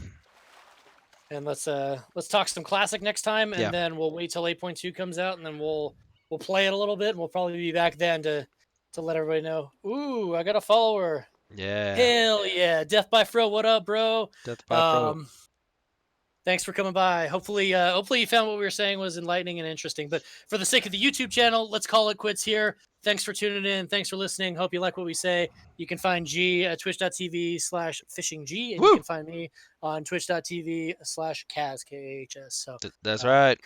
come on by, Come say on hey. by. Awesome. Thanks everybody for fishing and talking with G and Cass. Thank you. All right, closing. Anything else for the stream, or do we want to cut it Well, there I'm and trading you can you. call your wife? I'm trading you three Oh, midnight oh yeah, salmon. dude, we totally forgot. We were supposed to do our recap of our fish. I forgot. Yeah, I've got 177 slimy mackerels. I Dude, got I caught 7 midnight salmon. Get fucked. ooh, I guess so. Three midnight salmons and 204 sand shifters. Do you need these? I don't know. I got 265 sand shifters, 274 slimy mackerels. Druid Gale with the follow. What up? Welcome. And yeah, we got 10 midnight salmon. That's like no midnight salmon. We should have stolen the thing that Matt put in our guild bank that increased our odds at midnight salmon. But this is the first time I fished since like the initial It's the purge. first time I've literally fished in this expansion, so I'm at 150 now. So I got 4 pairs of boots. I got a sword, an I axe, gotta a say, hatchet, that was too 2 easy to crossbows, and level. 2 shirts. That was way too I easy. was kind of hoping we catch a ray because I gave away like 6 of those rays because they Yeah, were dropping like crazy. yeah. And then Blizzard was like, "Oh shit, the drop rate's crap," and now or was too high, and now they sell for like 70,000 a piece. All It's like, right. fuck, that's so much gold. Here's the real test. Here's the Let me get real a demon test. out. All right, fine. I have not PvP'd with my demonology. You gave me a bubble? Oh, shoot. I've tried to give it to myself.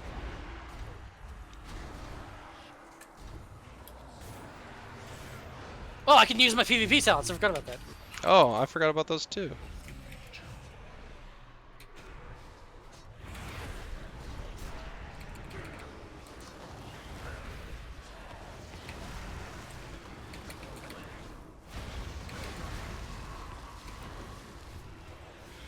Oh my gosh.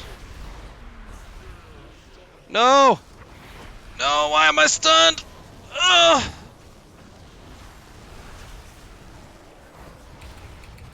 How am I not dead? Okay, so granted, let me explain. One of my spells was off my bars, so that's why you won, Sure, obviously. sure, sure. Naturally. I got wrecked. I was getting you a little bit. Oh man, that You was brought good. me to what, 75% health? I bubbled you beforehand though, so you got that. All right, cool. I'm signing off here. Yeah, thanks for tuning in. Thanks for watching. Look forward to another fishing and talking in the coming days, and I will be probably streaming some classic in Yeah. the near future. But Everyone say goodbye to Chewy in my chat. He's the best. oh, bye, Chewy, Yeah, little he's Doge, little looking Doge down. looking down from heaven or out from my from my stream. Have you looked at it? Yeah, yeah. The see you later thing. Yeah. Yeah, he's great. All All right. right. See ya. See y'all.